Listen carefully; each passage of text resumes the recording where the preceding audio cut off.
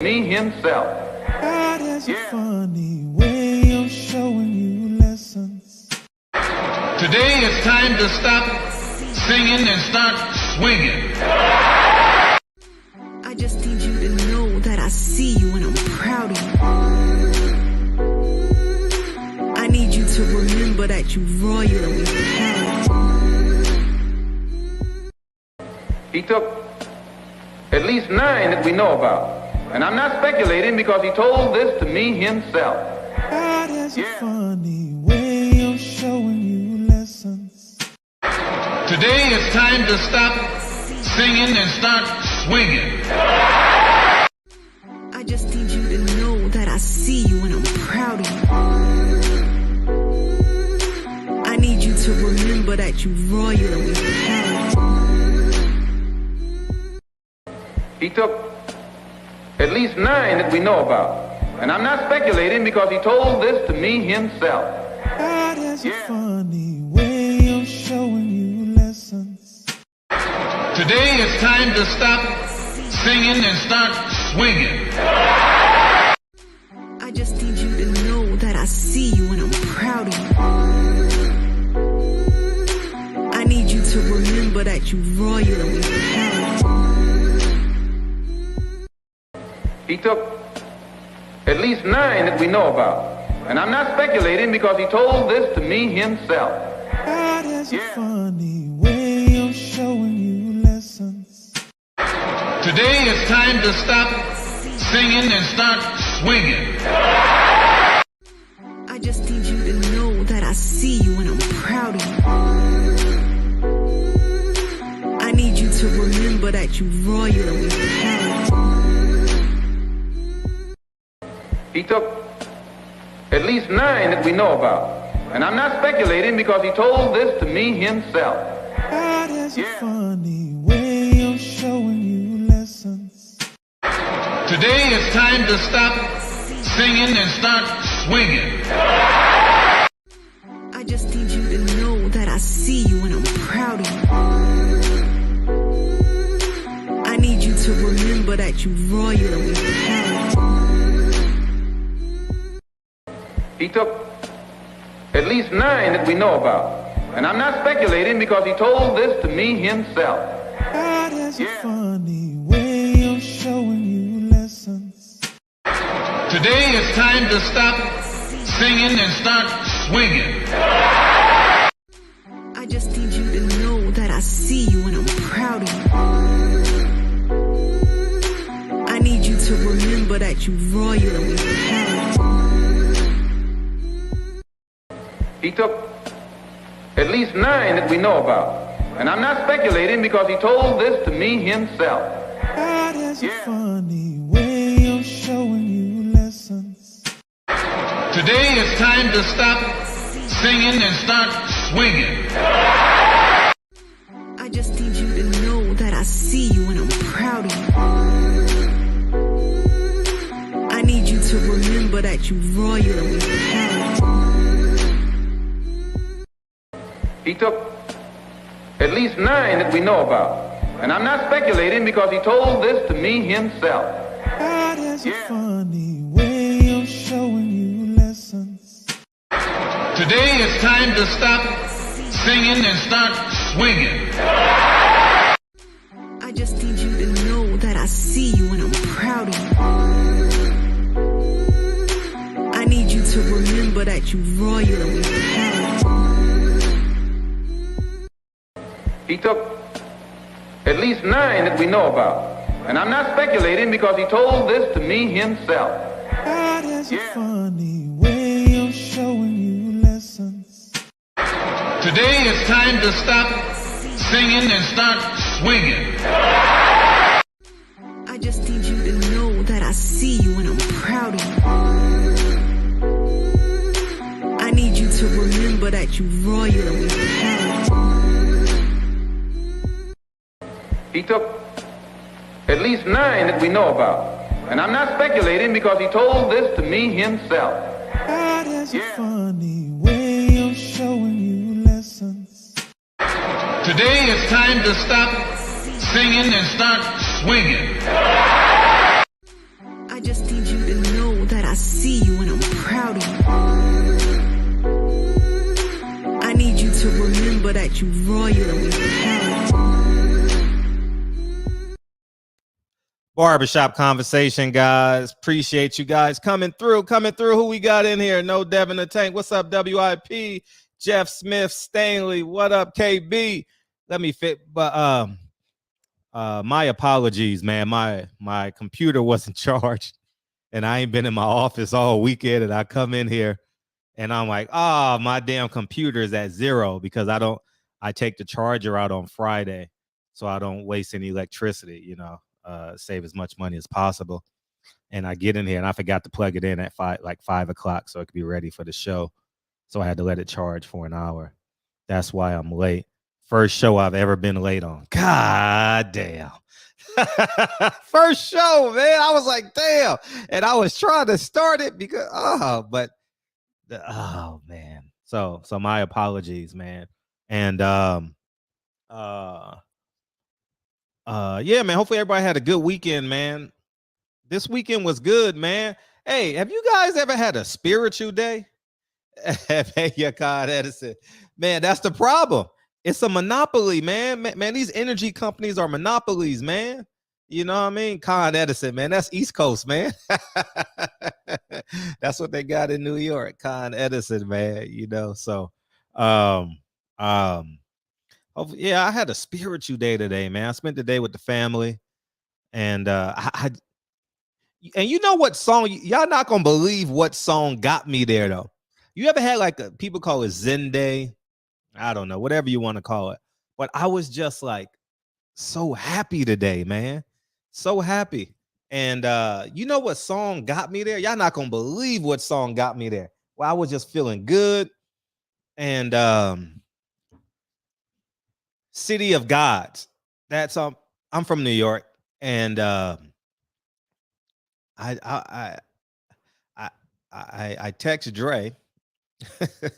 I text her because she was on the other side of the house, and I said, Dre, I'm really getting the Jones to go to New York, and so I'm going to New York. So I hope the Dodgers and the Yankees go to the World Series because I want to go to New York, man. And if not, I won't be able to go till April. So it looks like April when the kids go on for break. I won't be able to go. So, oh man, that song got me there, man. That song, Alicia Keys murders that hook, man. Man. And Kanye, when he was like, he has a line where he said right before he says, this is the verse of the year. He says, oh man, I felt him when he said that, man. Yeah, that was Tank Davis, but I hadn't transferred over to that song yet.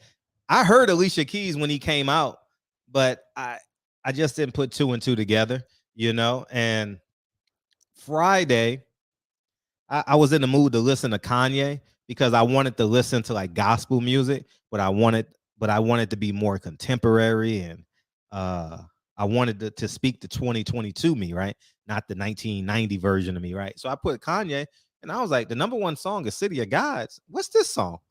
And I was like, and I'm like, I got to get to New York, man. This is the first year I haven't visited my grandfather and Malcolm X in non-COVID years and a decade, So I got it. So I'm gonna miss this year, but April. But the good thing is, I'll be able to take Lincoln and Kennedy, and Dre's never been to Malcolm X gravesite, so because I always schedule it around the fight, so I'm always going by myself. I always rent a car for Saturday morning right before the fights because in New York I get an extra 3 hours because the fight starts at 9 over there or 10. The TV versions, right? So I got the whole day to go visit my family in Harlem and go to Malcolm X and go visit my grandfather. That's how I visit my grandfather, by going to Harlem and going to visit my aunt. We usually meet for lunch or something like that. So that's typically what I do on fight. So so I could save money and kill two birds with one stone, right? And but that's it, man. Where else? Where we at, man? Where we at with this, man? So football season, I'm excited. Before we get into the topic, boxing this weekend. What did y'all think of Jared Anderson's ring entrance?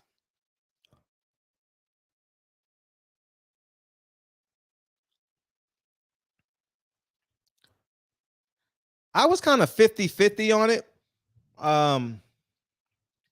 I understand. I respect the fact that he did it for his brother.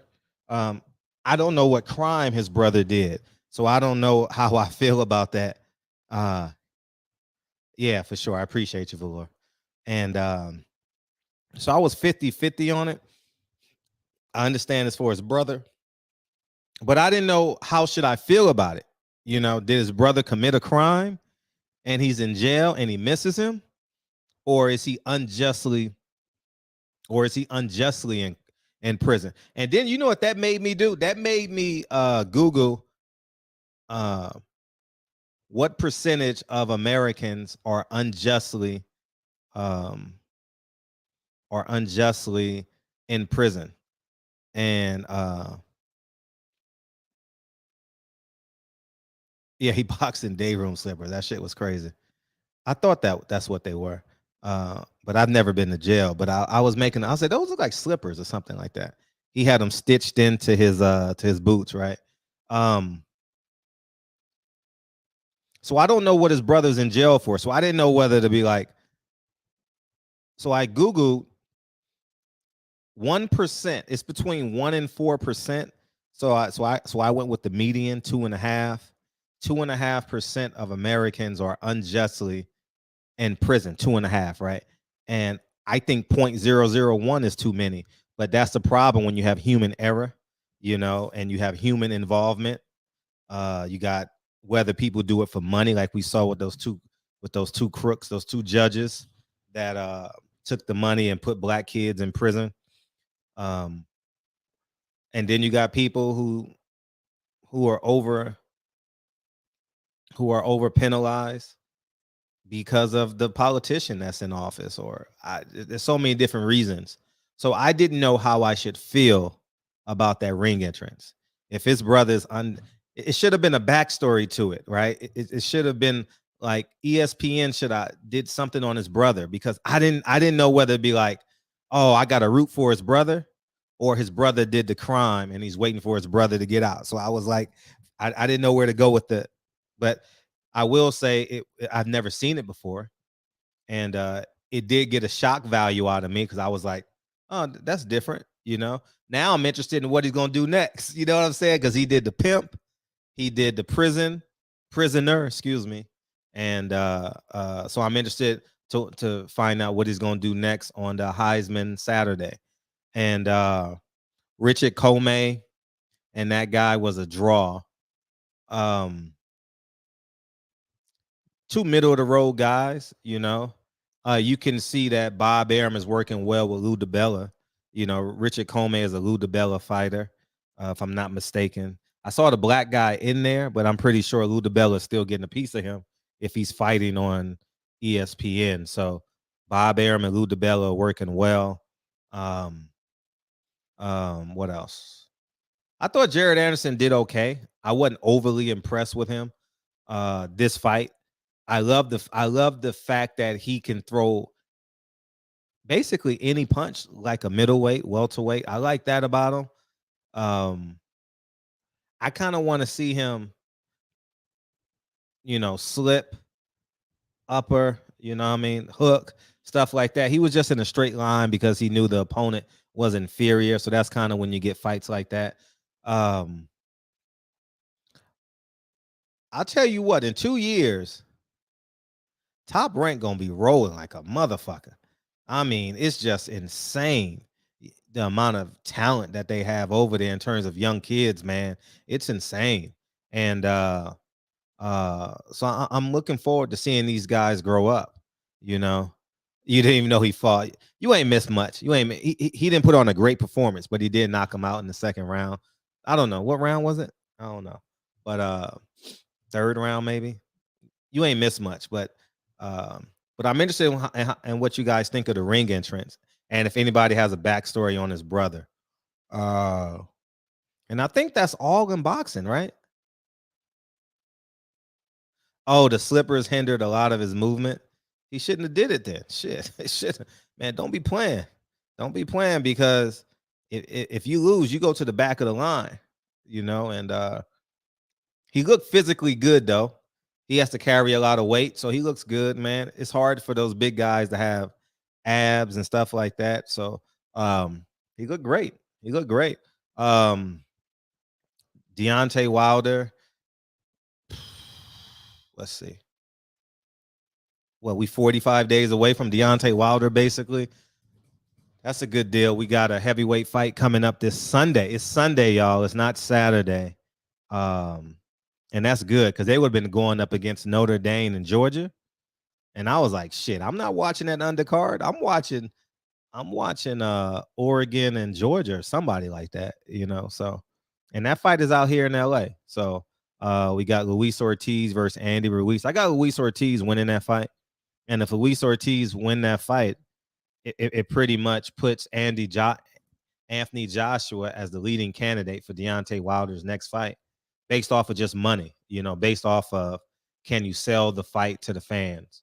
I don't think you can sell Luis Ortiz versus Deontay Wilder for the numbers. I'm obviously projecting Deontay Wilder will knock out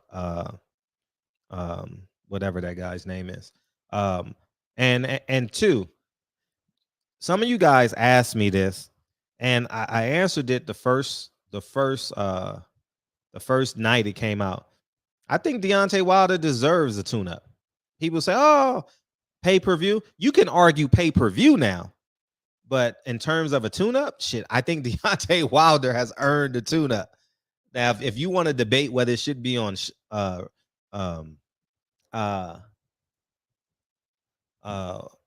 whether it should be on pay-per-view or free TV. Oh, Ohio State, Notre Dame. Thank you. That's this weekend, dog. Hey, that Ohio State quarterback gonna put his bid down for Heisman. He gets the first prime time slot. So that means he's the first guy to make an impression on the Heisman voters. And he's gonna throw for 400 yards, and the over under is like 58. I'm gonna bet the over. I'm gonna bet over 58.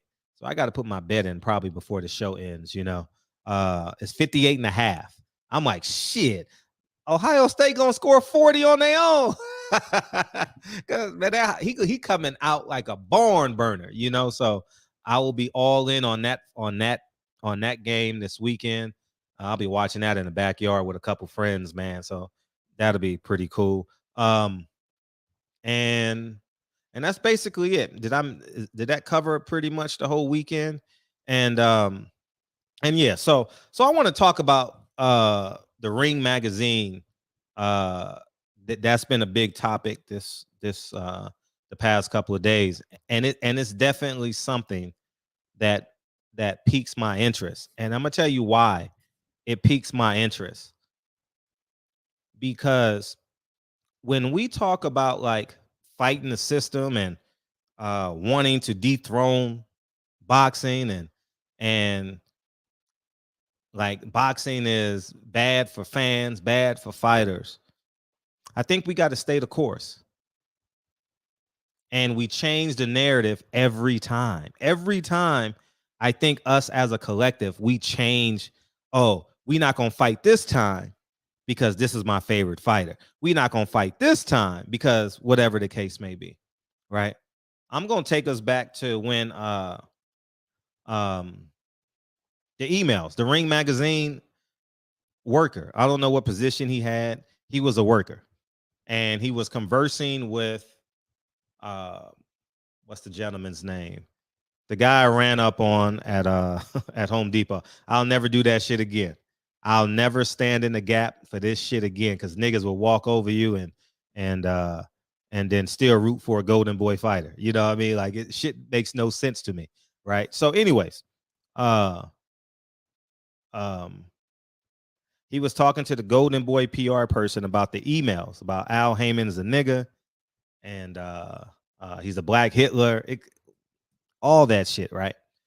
So I was like, shit, man, we gotta stand up. And this is Ring Magazine, same Ring Magazine, and this is Golden Boy, because Golden Boy owns Ring Magazine. And I'm like, shit, he called Al Heyman a nigga. I don't care if he called BG a nigga. If Golden Boy called BG a nigga, I'm like, we got to form Voltron on these motherfuckers. And so I formed Voltron by myself. And I thought them calling Al Heyman a nigga. And then you know who else spoke out? That champion, the Gallagher, the Galaxy. What's his name? Nate Campbell. Nate Campbell went on Dante's Boxing Nation and told his story about how he heard in the bathroom Golden Boy guys calling us niggas and this. And then Earl Spence came out in the Mikey Garcia fight and he says, yeah, I don't know how to promote black fighters. So I'm like, shit, we should never support Golden Boy, ever. We got the evidence right here. We got Earl Spence said what he said. Lightweight champion Nate Campbell then said what he said, and then we just forget about it. I'm like, how did we just forget about this shit, right? But meanwhile, I'm still fighting a good fight. As you guys saw, I pulled up on Golden Boy, and people still rooting for Ryan Garcia, Victor Ortiz. What's his name? Whatever his name is. And I still haven't seen these guys fight. I haven't seen Victor Ortiz or Ryan Garcia fight yet. I still ain't seen them. I get free tickets to Ryan Garcia fight, and I don't go. You know, so and then let's fast forward to present day. Devin Haney says he's going to throw he doesn't want anything to do with the ring belt. I'm not mad at that.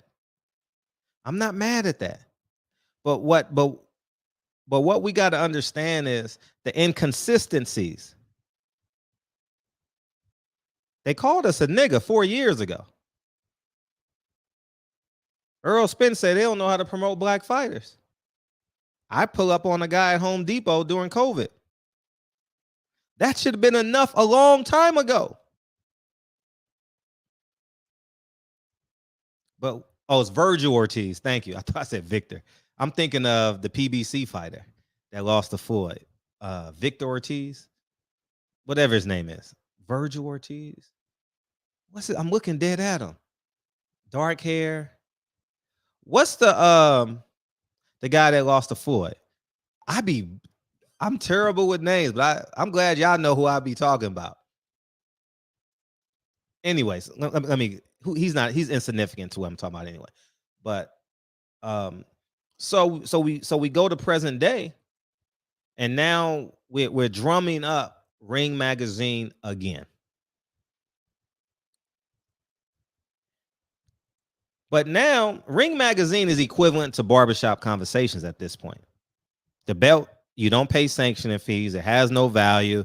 It doesn't produce fights. It's just a trophy that you get. But it's in belt form, and it has value because of its history. But no one orders Ring Magazine anymore. No one. It's not what it was. You know what I mean? It's definitely overvalued to some people. It's insignificant, right? But what I don't understand is we change because if it's our favorite fighter doing it. We don't change because of it's wrong. Because now it's happened to Devin Haney, we should all speak out. Ain't shit gonna happen. Ain't shit gonna change. I'm gonna tell you what's gonna happen in 2 months. Devin's gonna call out Ryan Garcia. Fans are gonna call out Ryan Garcia saying he's doing whatever. Virgil Ortiz, Victor Ortiz, Virgil Ortiz. They're gonna promote Virgil Ortiz. They're gonna say XYZ, and it's just gonna become cyclical. We're just gonna be repeating the same cycle because we lack integrity. If someone call you a nigga in 1985, if he call you a nigga in 2005, you gonna get mad again. And then I want to say this. Devin got to be consistent. If you're going to fight the fight, because Frederick fights the fight. I am the only one in modern day boxing that stood on what he believed in, stood on principle, and I kept it going forward. No media member has lost what I've lost. Nobody. Old media, medium media, high media, new media, LDBC. Nobody has lost and gained what I've done in boxing. You know why I did it? Not for the money, because right versus wrong. Because if Devin say he's going to fight, I'm going to hold him to that. And if you say you're going to fight, then you got to be consistent. Because we change our integrity based off our favorite fighter. Case in point. WBC last year, or was it a year and a half ago? Oh, Devin's the pride champion. Devin's not the champion. Throw the fucking belt in the trash. Oh, it's going to fuck up the money, though. So what we doing?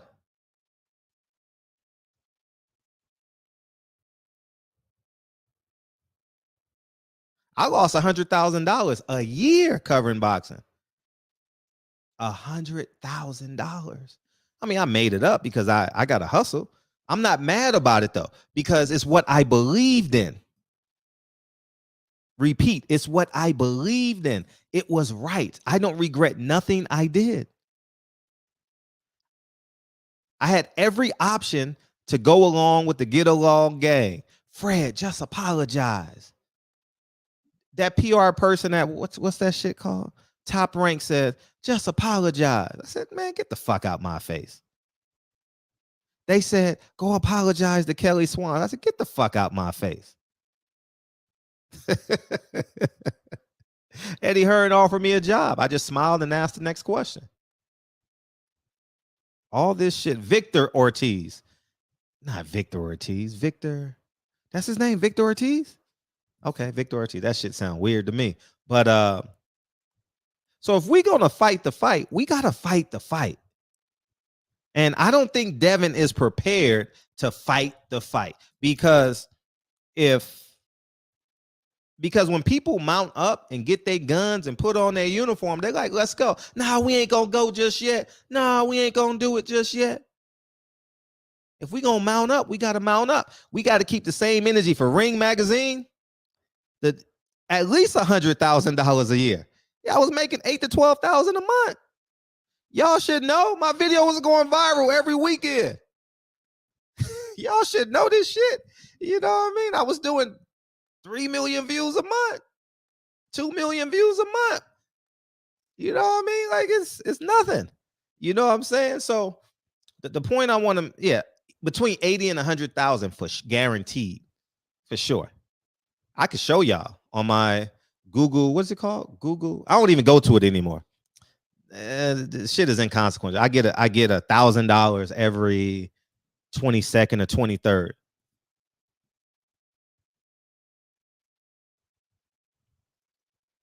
I don't know what it is. So and then how you guys are gonna justify it is, oh man, he's young. He got to fight for his thing. Well, why the fuck do you respect Muhammad Ali? Why do you respect Martin Luther King? Why do you respect Malcolm X? If you're going to stand in the gap, you got to stand in the gap forever. You can't leave. And that's the problem with us. Oh, he shouldn't give up what he earned. He stood up. He raised his hand and says, I'm ready to stand in the gap. ESPN is doing the same thing to Ring Magazine, but we're not going to talk about ESPN because ESPN is paying Devin Haney. And the fans are not that support Devin Haney, and some of them I like, are not going to speak out against ESPN because they're fans of Devin Haney.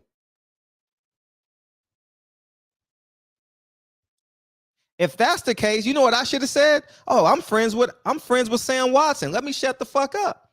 I haven't asked Sam for it. I haven't gotten a ticket from Sam Watson or anything in at least 4 years. I haven't gotten a ticket from Bill Haney. Nobody. I haven't gotten nothing from anybody. You know why? Because I am fighting against that establishment. I could have got free tickets to the Maze concert when I took my son 2 weeks ago. All I had to do was call Sam. Sam was there. Hey, Sam, I'm outside. He would have walked me in through the back. I would have been on stage like I was with the Jared Hurd family, with Mr. Hurd, Fred Hurd. Rest in peace, Mr. Hurd. You know, I would have been on stage with him. But I said, no, I'm going to pay this $100 per ticket and take my son. Because I can't canoodle with the people I'm fighting against.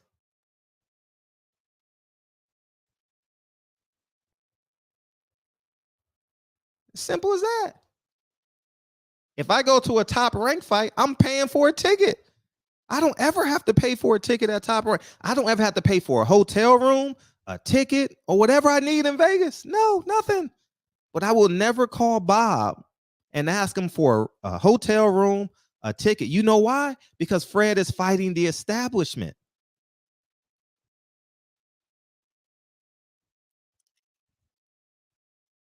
And this is what we got to understand what integrity is. We can't change what we believe in because we are a part of a group. And B, we don't want to upset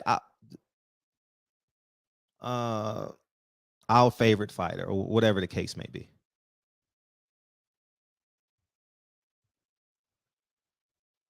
And if you're not prepared to fight, don't act like it.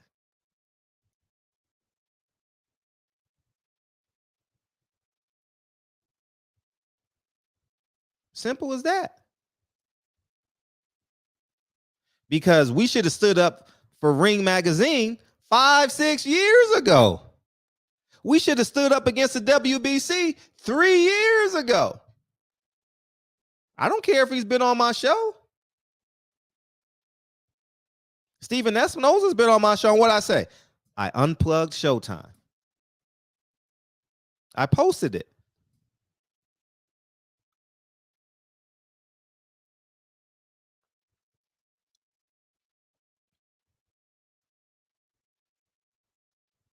And I say this, Devin has shown too many inconsistencies. That's why I say Devin should just focus on Kambosos and then Lomachenko.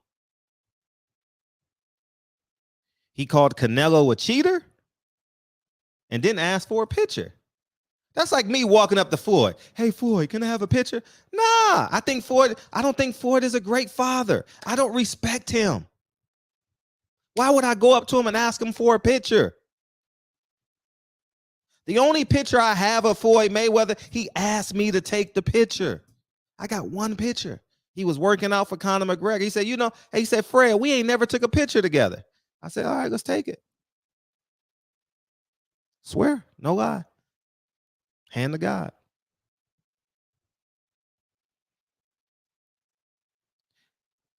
He says, I'll never lose to a white boy. He recanted that statement. You can call it an apology. I know Mr. Haney's going to say it's not an apology. It is an apology, whatever the case may be. It's too many inconsistencies. That's why I say, Devin, be a great fighter. And when you when you have the power and the self-belief to say, fuck you, I'm doing it my way, and then you get the people behind you. But a grown 44-year-old man like me, because I'm really grown. Like I take care of my family. 20-something years. Dre and I've been doing this 99. Since 99. I can be whatever title y'all want outside of my home. Inside of my house, I'm a real king because I have a kingdom. It's not just an adjective to describe me to say hello. Because if you say Fred, we going, Fred is going. Do you understand that? So we can't be playing with this. Oh, we gonna pick our battles. And I know I'm gonna upset a lot of people. I'm gonna upset the Devin Haney Nation. I understand that. I know many members of the LDBC, Trill Talk, everybody's gonna be mad at me on a certain level. I understand that. But if we're gonna talk about integrity, we got to hold the same energy for ESPN. They don't have him on the pound for pound list either. They got Lomachenko on their pound for pound list too.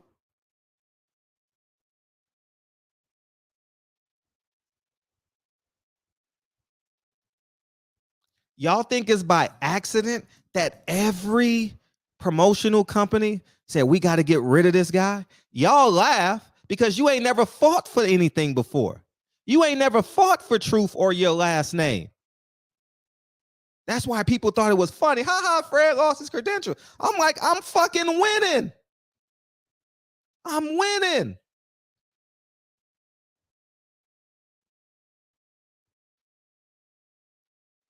Let me let y'all in, man, because I'm getting out of here at 10:30 for sure, because I got to take the kids to school. But I really believe that if we're going to fight, we got to fight. And I don't like this half-ass and shit and then pull out because we want to get the money. Well, what about the people that's still fighting?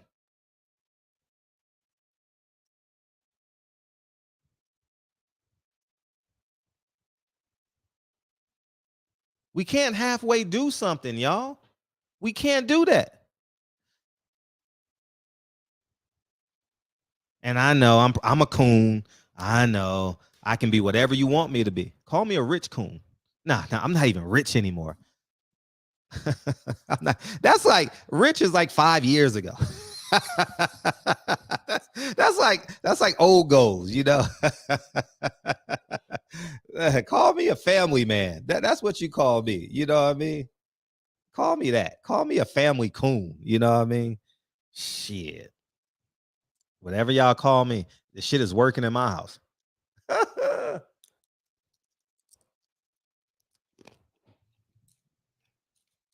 But we can't be changing.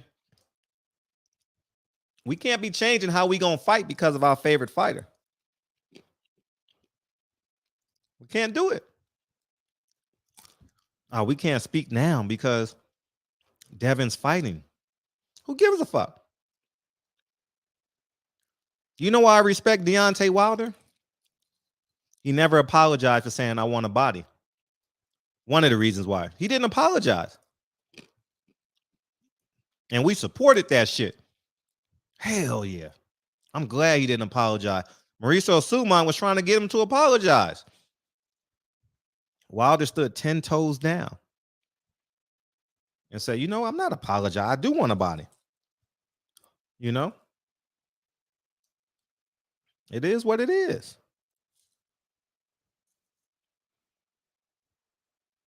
You know, I'm the one who went and sought after Andre Ward. Nobody else did that. And this is old news. This is old. I'm done.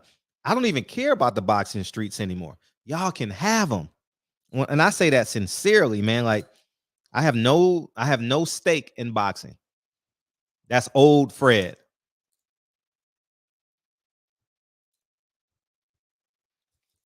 It's the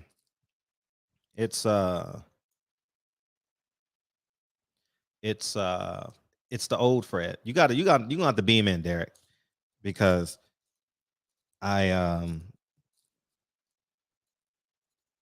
beam in if you got questions, because your questions are too long and I'm not reading it. You got to beam in. So, I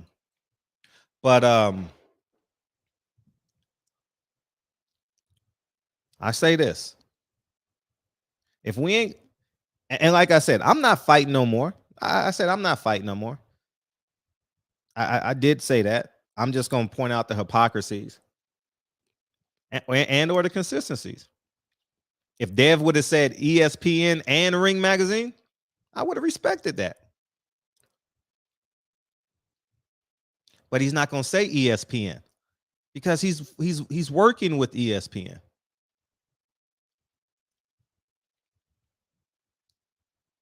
So it is what it is, man. And I just think that this is us as black men.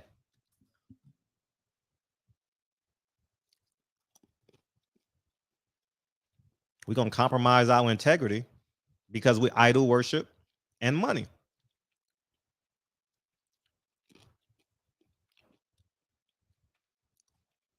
I'll tell you what I did Tuesday after Deontay Wilder lost. I called him to check on him, and we had a 10-minute conversation. And I told him I would have stopped the fight too. And we disagreed on the phone. And I love D. Hand to God. Love him. I'm trying to get to his motherfucking I was gonna walk up and buy a ticket. It's $150 to go to the dinner, and they sold out. I was gonna take Lincoln tomorrow. I ain't lying, swear. And I was gonna surprise him. I'm not gonna call him and ask him for a ticket. It's a fucking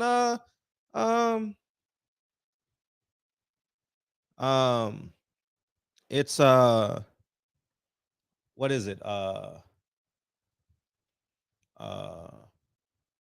It's for a good cause. And it's $150. I was gonna pay $300 for Lincoln and I, but it's sold out, so I'm not going tomorrow. So I want them to do well. But the point I'm making is I didn't change the conversation because he was the baddest man on the planet. You understand what I'm saying? So I checked on his well-being, and I'm glad he was healthy, you know, because obviously we ain't never seen Wilder like that. It's a charitable event. Exactly, Rob G. I was gonna pay my $300. I can't even buy a ticket now. You know, so I'll watch Ellie's videos because I know Ellie gonna cover it. You know, I could have called D and be like, "Hey D, give me a media pass." Nah, that's not how Fred move, man. If I'm gonna support you, I'm gonna support you. And that's where I'm at. And I think Devin just needs to be a good fighter, be a great fighter, because the fight that he has coming up next April, and it's all contingent upon Tyson Fury and Usyk is already a verbal agreement. I've already made a call for that. And then for people say, I don't like Devin, I'm gonna tell y'all two things that happened. When I saw those gold chains that Saturday when he was fighting Kambosos, when that shit came out, you know what I did? I called Top Rank and I says, I don't like how y'all promoting Devin as this hip hop guy. He's a fighter.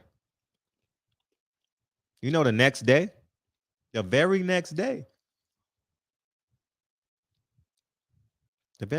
check my Instagram. Go check my Instagram. The very next day, the picture was changed. Other people may have called, other people may have said something, but I didn't take the picture with all the jewelry on. Devin did. But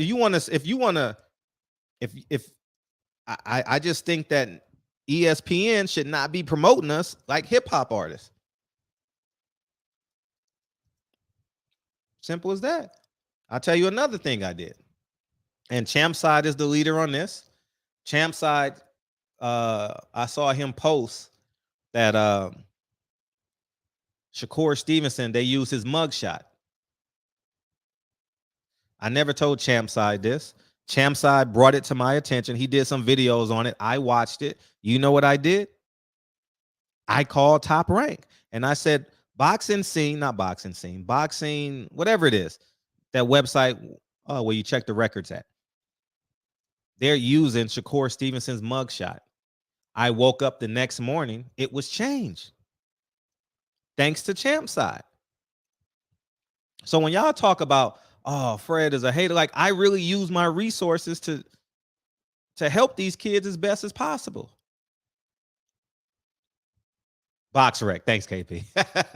Hey, y'all can call in or beam in if y'all want to, man. You know what I mean? And it's no secret. So I just think that we're We're redefining what the fight is. And coming from a person who used to fight, I don't fight anymore because this is why we get the hand pick. Well, we ain't gonna fight them. And I give another example. This is how we're not. Why don't y'all call in? Or maybe not. I can end the show early. B-Man, call in. But oh, KP, appreciate you. Go ahead, KP. Test. How did it sound, Fred? How you been, man? How you been? You got a mic or something? How do it sound? Do it sound clear? Yeah, you got a mic? Okay. Nah, that ain't a mic, but I'm just making sure it's clear. Oh, okay. Go ahead. Yeah, man. I mean, boxing is boxing. It's gonna do what it do.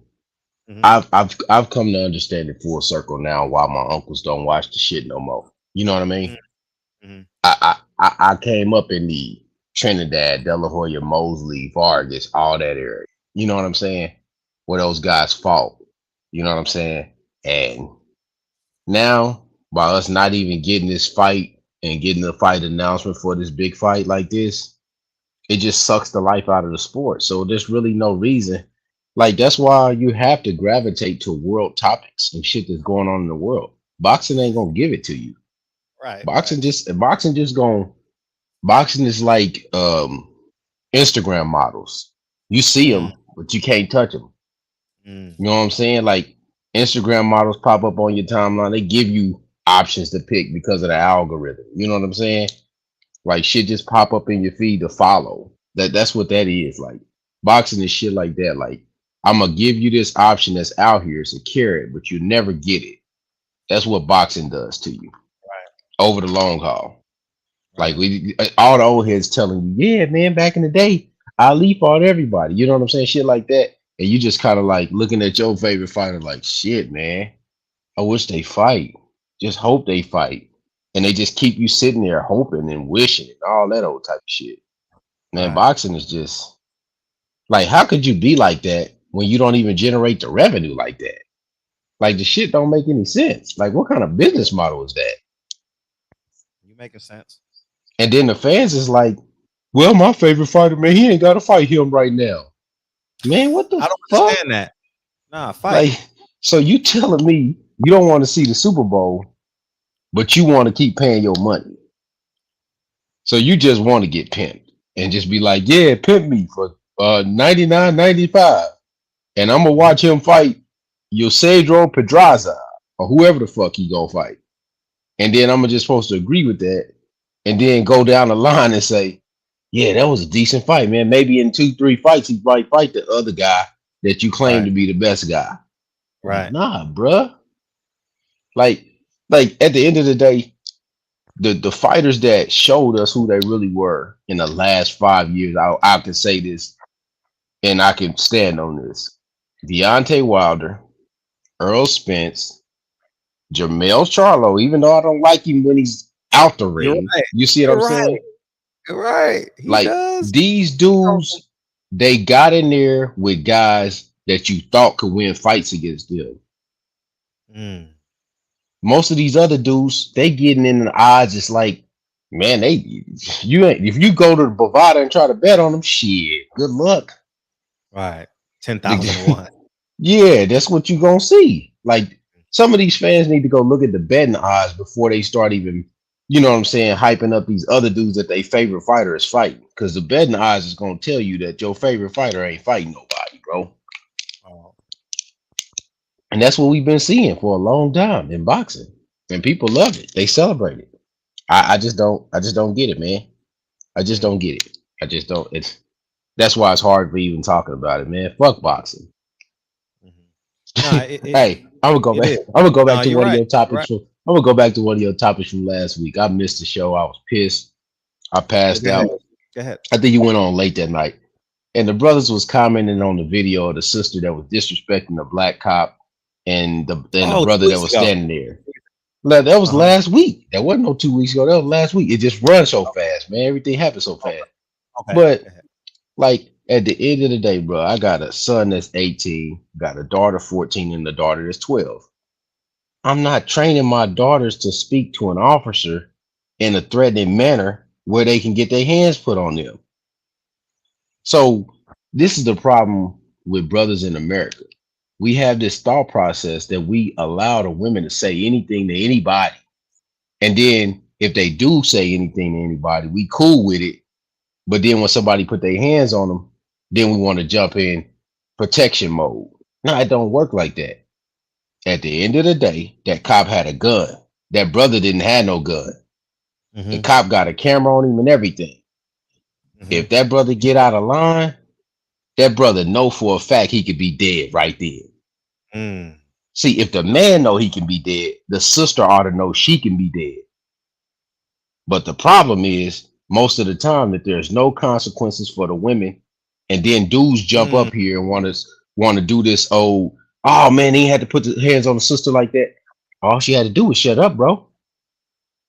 All she had to do was shut up, sign a citation. We could talk about it later. She was gonna get what she wanted to get that night and go home. That was it. At the end of the day, I got a son. My son, I don't tell him to argue with no damn cops. Is that crazy? I got a black son. So, in other words, the brothers that was arguing for her to argue with the cop or saying the cop should have did this, cop should have did that, are basically saying that the behavior is cool when the dude that got the gun is in power. That's the dumbest shit I ever heard. Because at the end of the day, I follow. I mean, I heard brothers up there. I like Brother Mike Fuller. He's up there. He makes sense. But he wasn't following the protocols of what he talks about, which is Neely Fuller Jr. Don't fuss, don't fight, don't flee. That's the 3 tenets of dealing with a police officer that Neely Fuller Jr. teaches about racism and white supremacy. There's no way I'm going to be fussing over no $30 ass ticket, bro. Or no $50 ticket. Ain't no way. That don't make no sense. I'm not having none of my kids do that. Not no darkness outside like that. Not no black people. Nah, that's dumb. I don't care if the brother's black. That's a cop. At the end of the day, I'm following protocol so I can get home. That's my only goal. I ain't trying to try no justice in the street. That's the problem. Brothers always want to try the trial in the street, on the corner. And then when you get street justice, then everybody want to cry and then march. Right. Go ahead, Dub, right side. What's up, Fred? What's up, KP, man? Salute to y'all, man. How you feel? Man, it's interesting. You know, I'm late to the show. I apologize, but I didn't expect to jump into this conversation, but we can talk about it. We definitely will talk about it. Man, it's interesting because I know when I was younger, you know what I mean? I drove in high school. I drove an 89 Lincoln Town car, right? That was my first car, you know what I mean? And so I'm talking about, 11th grade and shit like that. So I'm driving an 89 Lincoln Town car, and I got pulled over multiple times. I live in the country, whatever, and you know that there's a certain stereotype that goes with that type of car. And so I remember there was one time I let a friend of mine drive my car, and he got pulled over for a missing tag light, which the 89 Lincoln Town car, if you don't know, it don't even have a tag light. But he got pulled over for it. And he was taking his aunt and uncle home. I was at his granddad's house. I let him drive my car from his granddad's house to take them home and then to come back. And he got pulled over. So he hit me up and he's like, man, I just got pulled over in your car, this, that, whatever. And me driving the car like I done been pulled over multiple times in it, right? And so when you talk about street justice, because I was young at the time, I didn't really understand it. Matter of fact, it pissed me off. And so when his granddad took me down to where they were at, and he was like, Avery, don't take your ass down there. And I was like, hell no, this is my car. No, you know, I'm 16, 17, somewhere in there. So I want to go down there and challenge the police on why they are searching my car, why they doing what they doing. And when it was all said and done, yeah, his uncle was a felon, but didn't have any current warrants or anything like that. And they told me, man, we pulled him over because we saw the passengers in the back, and we knew who he was. And so, I'm sitting here thinking, I'm like, man, y'all didn't know who the fuck this man was, this, that, whatever. What I realized though is that regardless of whatever happened, it was no justice I was gonna get at that moment in time, right? Right. And so I came back, got back to the house or whatever, got my car, and I mean they ripped my shit apart at the time. Pulled my door panels off, all type of stuff. Had the dogs scratching up my car, whatever. And so I talked to my mom, and she's like, okay. She calls or she called now to the sheriff office, and we go down there, and I'm with her, and it's like, okay, this is my son, this is his car. Y'all keep pulling him over. Then y'all done pull his friend over in the car. He legal driving it. What's going on, right? And I say all that to say this: I still ran down there trying to challenge the police. I had no business doing that because as I'm coming down there, they don't know what I have on me. They don't know they don't know who I am. You know what I mean? They don't even know it's my car. And I'm putting myself in a dangerous situation by doing that because now it's a crime, or not necessarily a crime scene, but it's an investigation going on. And I'm running down there. I mean, full sprint, 6'5", trying to figure out what the hell is going on. You feel me? And so if they were to pull their guns on me, they had every right to do it because I was wrong for doing that. And at certain points in time, what we have to realize is emotion is one thing, but we have to use more logic in the situations that or the situation we're putting ourselves in. And when you're using logic, when you're going off of emotion, then you put yourself in a very dangerous situation because at the same time, even though I can feel like I'm right in what I'm doing, and I may be right, it doesn't matter if I'm right or wrong. It matters what the appearance is and the situation that's being handled at that time and how the cops perceive it. That's what it's really about. And so and I say that to say, in this situation, ain't no way. It's so many things that you could have done differently to stop the situation that was at hand. I mean, and as black people, bro, not even just black people, man, forget black people. As people in general, we got to understand the police have a job.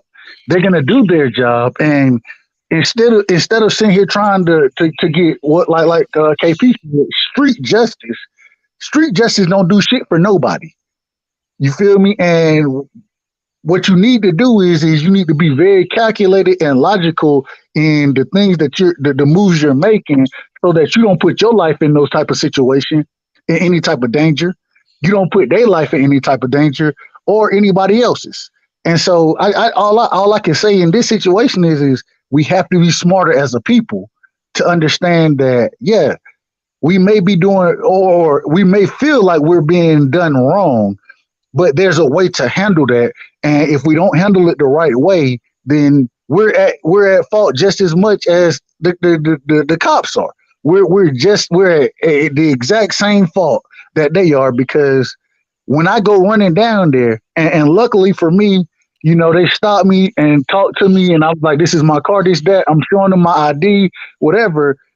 And they understood where I was coming from. They searched me, whatever, and they were like, okay, if this is your car, and then they can look at the registration, all that, and prove it was mine. But at the same time, I had no right to do what I did, because when I come rushing down there, they looking at me as a threat. I'm not perceiving it that way, but that's how they're looking at me. Go ahead. Now, Dub. Now, everything you just said, transpose that onto your son when he starts driving.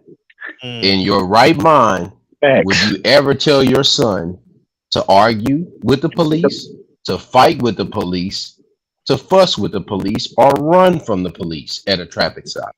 Hell no. And matter of fact, my son is 7 right now, and we've had multiple conversations about the police. And in his mind right now, the police are there to protect him. In his mind. Now watch this. Let me show y'all something, Fred. We did a barbecue at our church, and we had the police and the fire department there, right? Now, this is what training has done to some of black male psychology, even at a young age. These young black boys, were afraid to go to the police to get the little baseball cards or whatever you used to get when you was a little kid, right? Because when you're on the other side and you're not on the criminal side, there's two different mindsets. You see what I'm saying? The other side, you're more friendly and you're more acceptable to them because that's your teachers, that's your church members, that's your there's all these other things that work coincide together. Bank, real estate agents, all these things that work together in real world practice that we deal with every day. So these little boys were afraid. Some of them said they wanted to be cops, but they didn't go up there. Why do they have that in their mind? Because somebody that they live with is possibly doing things that are illegal. So those people are already fearful of them. So they carry that fear with them as well. And I'm telling you personal stuff that I know about these other people. So I know that's why the boys are scared. You see what I'm saying? But this so is they're being trained to be afraid of because of the adults that they're around are afraid because the adults are doing illegal shit. And that's what I was gonna say. This is the thing. So when I went through that experience and the experiences I've gone through, now when my son sees an officer, whether we're in the store, wherever we're at, he like, Daddy, can I go talk to him? Yeah, go ahead. Please go ahead and go. Yes, you can. And he will go up, and anytime he goes up to an officer, they show him love. If he goes up to a fireman, he gets a hat. He feels comfortable approaching them. You know what I mean? He's not scared of them.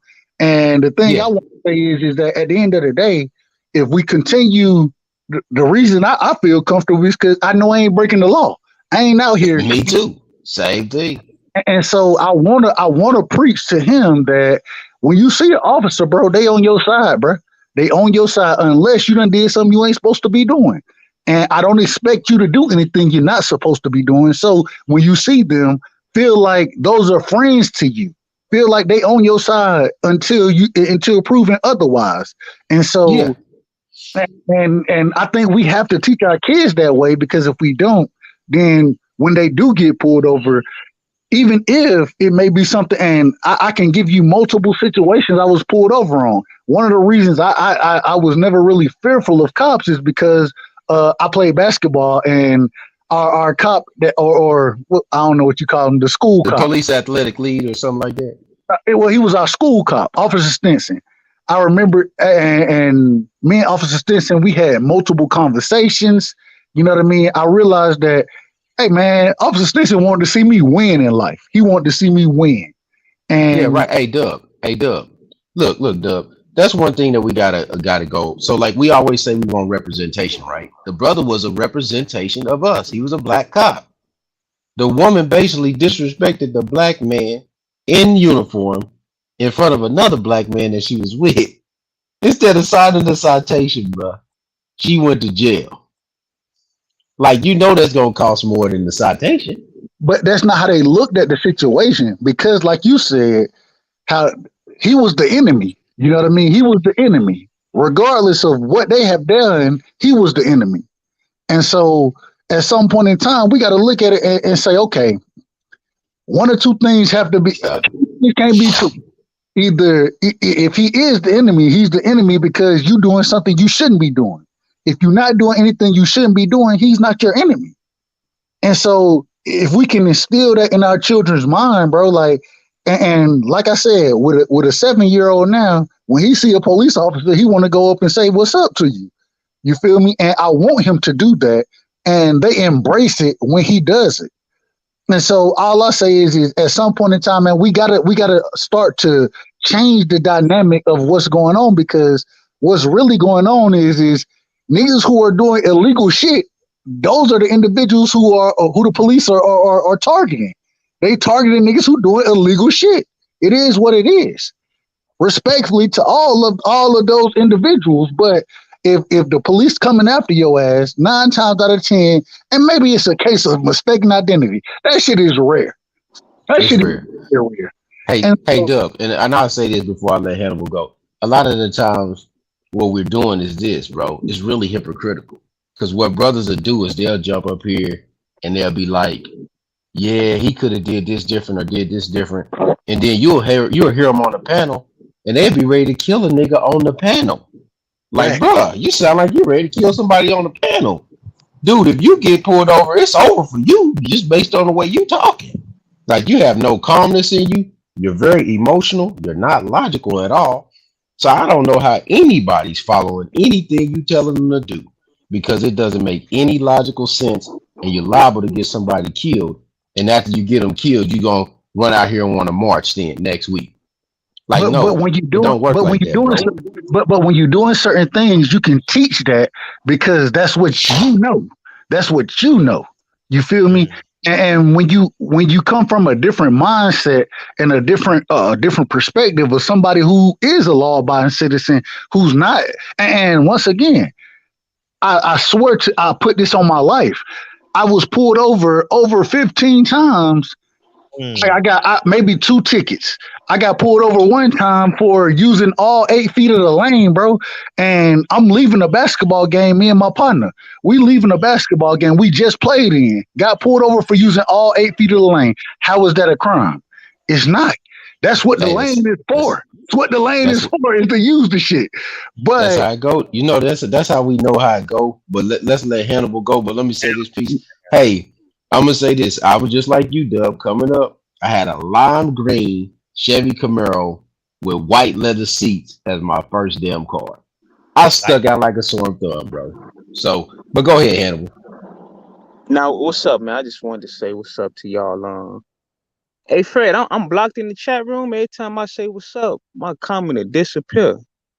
Oh no! But, I mean, it ain't that serious. I was just asking, because every time I get on, no. He had to check it out in the back. Go ahead and make your statement, Hannibal. He had to check it out in the back later. Go ahead, Hannibal. Yeah, so I mean, shit. The fact that we gotta continue to have this conversation, you know, it just shows you, like, we got, you know, some men that want to continue to justify, you know, some of our nonsense that we do.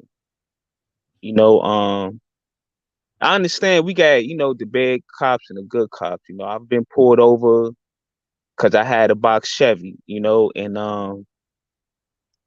that day I was kind of aggravated because, you know, the cops drove past me on the opposite side of the lanes, and did a U-turn just to, you know, pull up behind me and pull me over just to see was I legit. And, you know, other than that, you know, you right about you know, going back and forth with cops is just stupid at the end of the day. You know, you're not going to get nowhere. And you can't justify. We got to, and this the thing, like I said this before, women are, you know, are adults. Stop treating them like infants. Stop giving them excuses on why they do certain things, like why they want to just be flat out disrespectful towards you. You can't sit up here and say she had a bad day or whatever. Like, treat her like a woman. Don't treat her like a child. And that's what a lot of these men that come on this panel and they do. They treat the women like children, but then in the same breath, they say, you know, they women, and, you know, they can do what they want to do. We got to just stop that bullshit, you know? And also another thing too, like, we got to stop being selective, because, you know, people come at me when I say something, but, you know, Fred may say the exact same thing that I'm saying. And I'm just getting tired of black men always bickering and arguing with each other. Just be a man. If you don't like what I'm saying, keep your mouth closed. We ain't got to go back and forth, because if you gonna challenge me, challenge Fred. We all see it. I've been watching this channel for like a month now. It's the same dudes that got something to say when I say something. You want to challenge me on how black I am, but Fred say the same thing. You keep your mouth closed and you just go along with it. I think that's some hoe ass behavior right there. So, you know, I'm gonna say this, Hannibal, so men just need to just be men, straight up, man. Hey, Hannibal, stuff like that is gonna continue to happen in the community, because primarily most guys, I mean, and this is done intentionally. Most guys filter everything. Most of them filter everything through emotions rather than logic. So if you say something that quote unquote make me feel a type of way, That's why you got the little dudes on the corner killing people, because somebody made him feel a type of way. So he felt like killing somebody. He did it. Now he got to do 20 years because, quote unquote, he wants to stand on some bullshit. You see what I'm saying? Then he come back out in 20 years talking about he an OG, but he 38 years old and he ain't never did nothing because he been locked up for 20 years. I just want to say this, like this is illogical, man. Go ahead. Yeah, if you want somebody like, when I get older, if I want the younger people to respect me, I'm not always going to say I live longer than you, so you don't know what you're talking about. I'm gonna listen to them because I know times has changed, and they didn't go, and they're not going to experience what I experienced. So I would sit and listen to them and look at look at it from their point of view, and then if I can help them, I'm gonna help them. But let me ask you this, Hannibal. Why you talking? Let me cut into you real quick. There's many words in the Bible, but an older is not one of them. Just because a nigga older than you don't mean he wise. I don't give a damn about none of that. Look, I'm gonna respect you, but if you act as an elder and give wisdom and things that's practical to make sense, I'm gonna listen to you. I'm gonna sit there and listen all day to you, OG. But I'm not about to sit and listen to you because you older. I got an older wino uncle, nigga. He drink Wild Irish Rose. I'm not listening to that shit. Yeah, and it's just we not being honest. This the thing. They not being honest about shit. That shit, it really bothers me. You know what I'm saying? I respect, and I don't try to come on and argue with nobody, but things need to be talked about. And I ain't talking shit either because, Fred say stay in shape. I stay in shape. I worked out today. I try my best to eat right or whatever. But at the end of the day, I just want to live, a good life. And I don't have children, but I always keep in contact with my nieces and nephews. It's just a lot, bro. Yeah, but go ahead. What it boils down to, so Fred, respectfully, Fred can tell us anything. He can say anything. You know what I mean? Not saying he gonna tell us anything wrong, but he can say whatever. What it comes down to is the experiences you've gone through and how you see the world. And when you start to see it in a certain light, then you understand what you need to do, you feel me, to be the best individual you can be. And so that's what life is about, bro, is being the best person you can be. Once you understand that, then yeah, you can listen to individuals, you can take their guidance, and you can take all of that. But at the end of the day, you have to make those decisions for yourself. And once you start to make those decisions for yourself, then you can really see, because once you start to make them, you start to see the benefit of the decisions if you're making the right decisions, or you start to see the negative side of the decisions you're making. That's what it boils down to. It comes down to the individual. Fred can say whatever Fred want to say, respectfully, once again, Fred. But do you? I'm not offended by that. No, I know you're not offended. I'm just saying. I always, Fred, I rock with you. I want to be. That's that southern hospitality, Fred. It is what it is. But I gotcha. At the end of the day, and yeah, I'm from Georgia, bro. So it's always southern hospitality down here. But at the end of the day, bro, until you start doing your own thing and figuring out your own lane and finding what's good for you, what you should be doing, what you shouldn't be doing, making those mistakes, and then also making the right decisions, you start to see which way you need to move. And until you start to do that and understand it for yourself, an individual can tell you anything. They can tell you anything, and you can respect them, and it still can be wrong. And so all I'm saying is that at some point in time, like KP said, it comes down to the logic that you want to employ in your life. Once you start to employ logic in your life, then you start to see, okay, logically looking at these situations and looking at objectively, not emotionally. When I start to do that, then I can sit here and say, okay, this is what I should be doing. This is what I should be doing, versus listening to other motherfuckers and doing what they're telling you to do. anytime you start to listen to a person and they telling you what to do, then once again, you can be easily manipulated.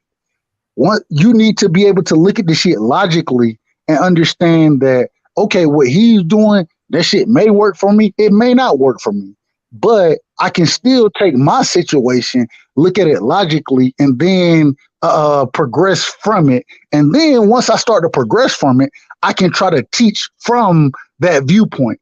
Because if I'm gonna, it's all well and good to progress, but if you're not teaching from that viewpoint of those things that you've learned, then you're doing the community a disservice because you're not sharing the knowledge that you're building on.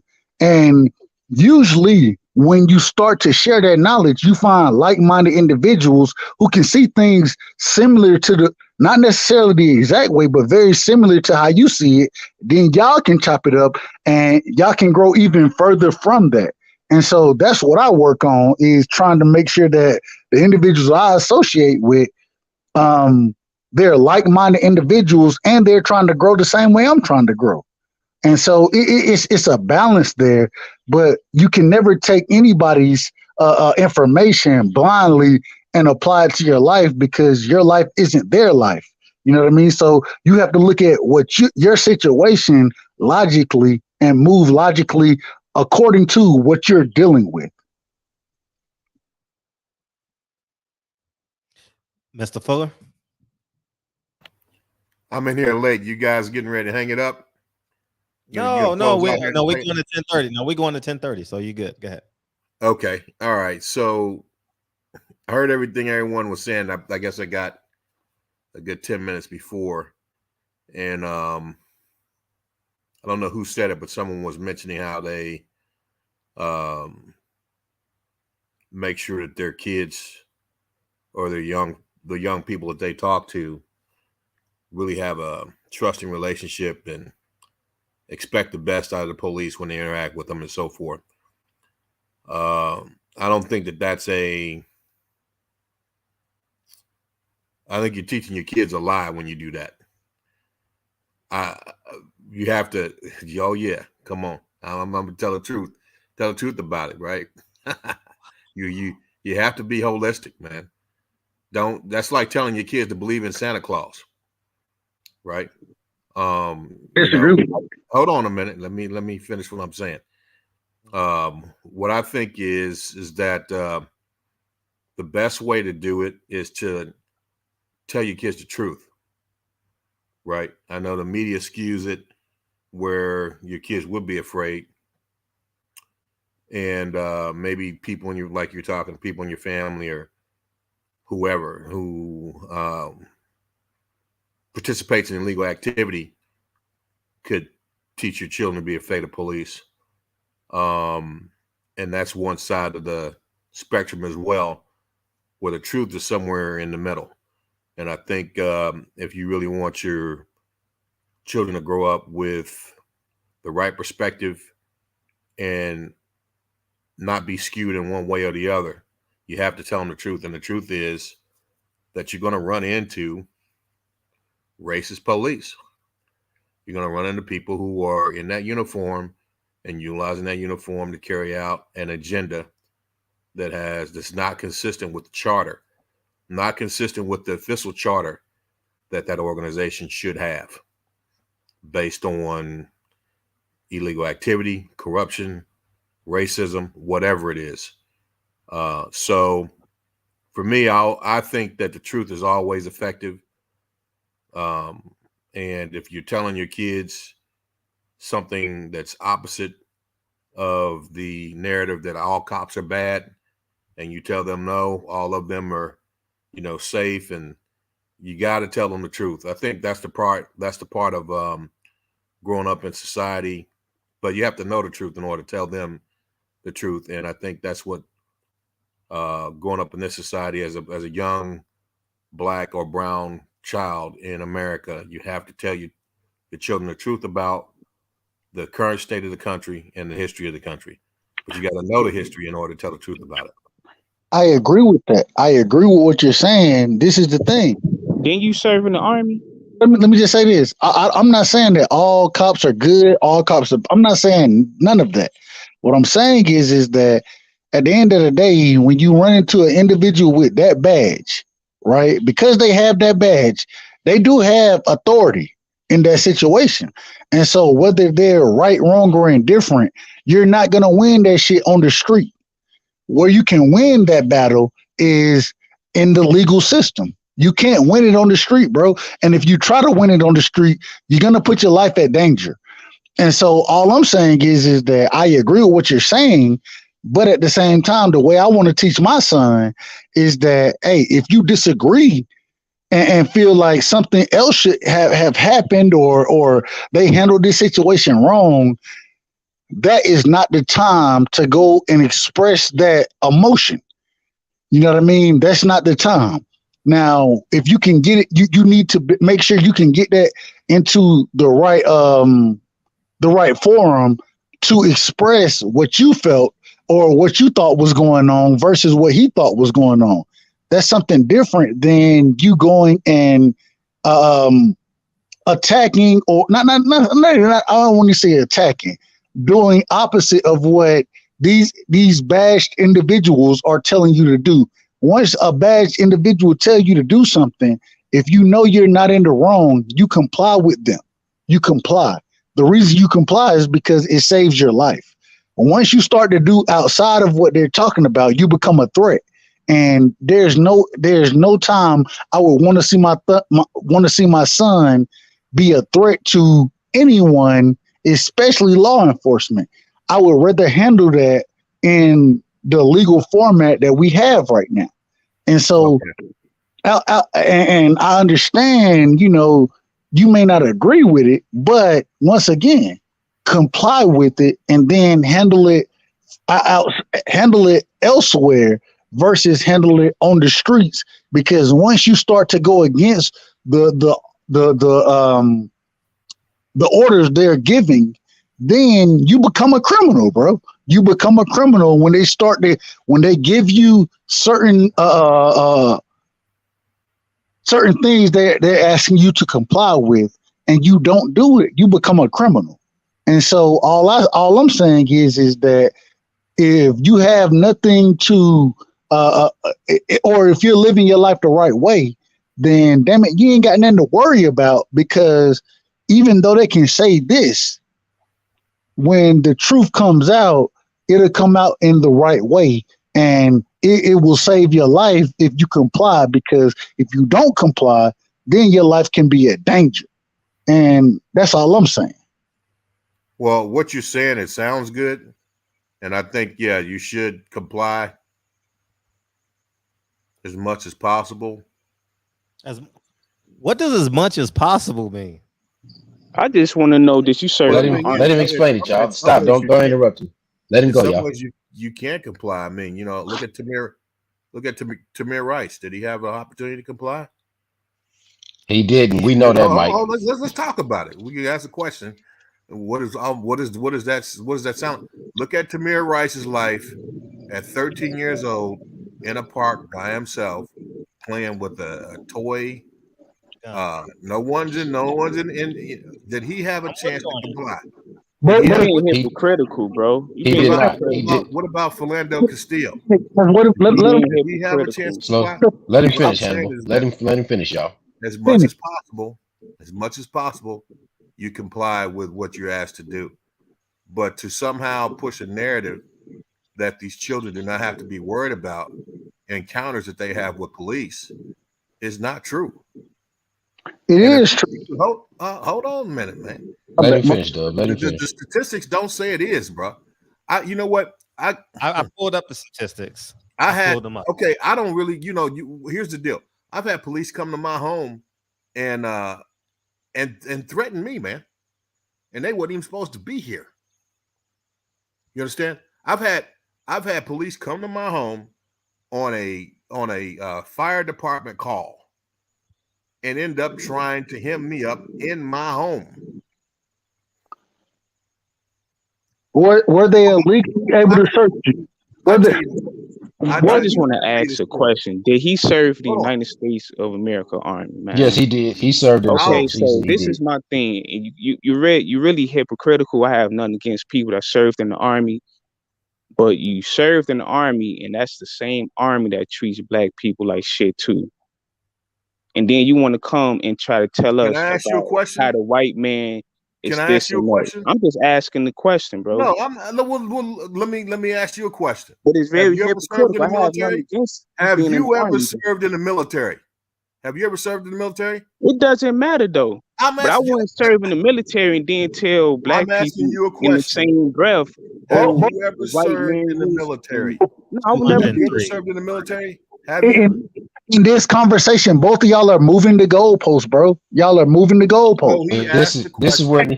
Hold on, He Mike. asked the Hold on, Mike. question. Let me hear real quick, Mike. I'm gonna ask him. Have you ever served in the military? Saying, bro, let me finish what I'm saying.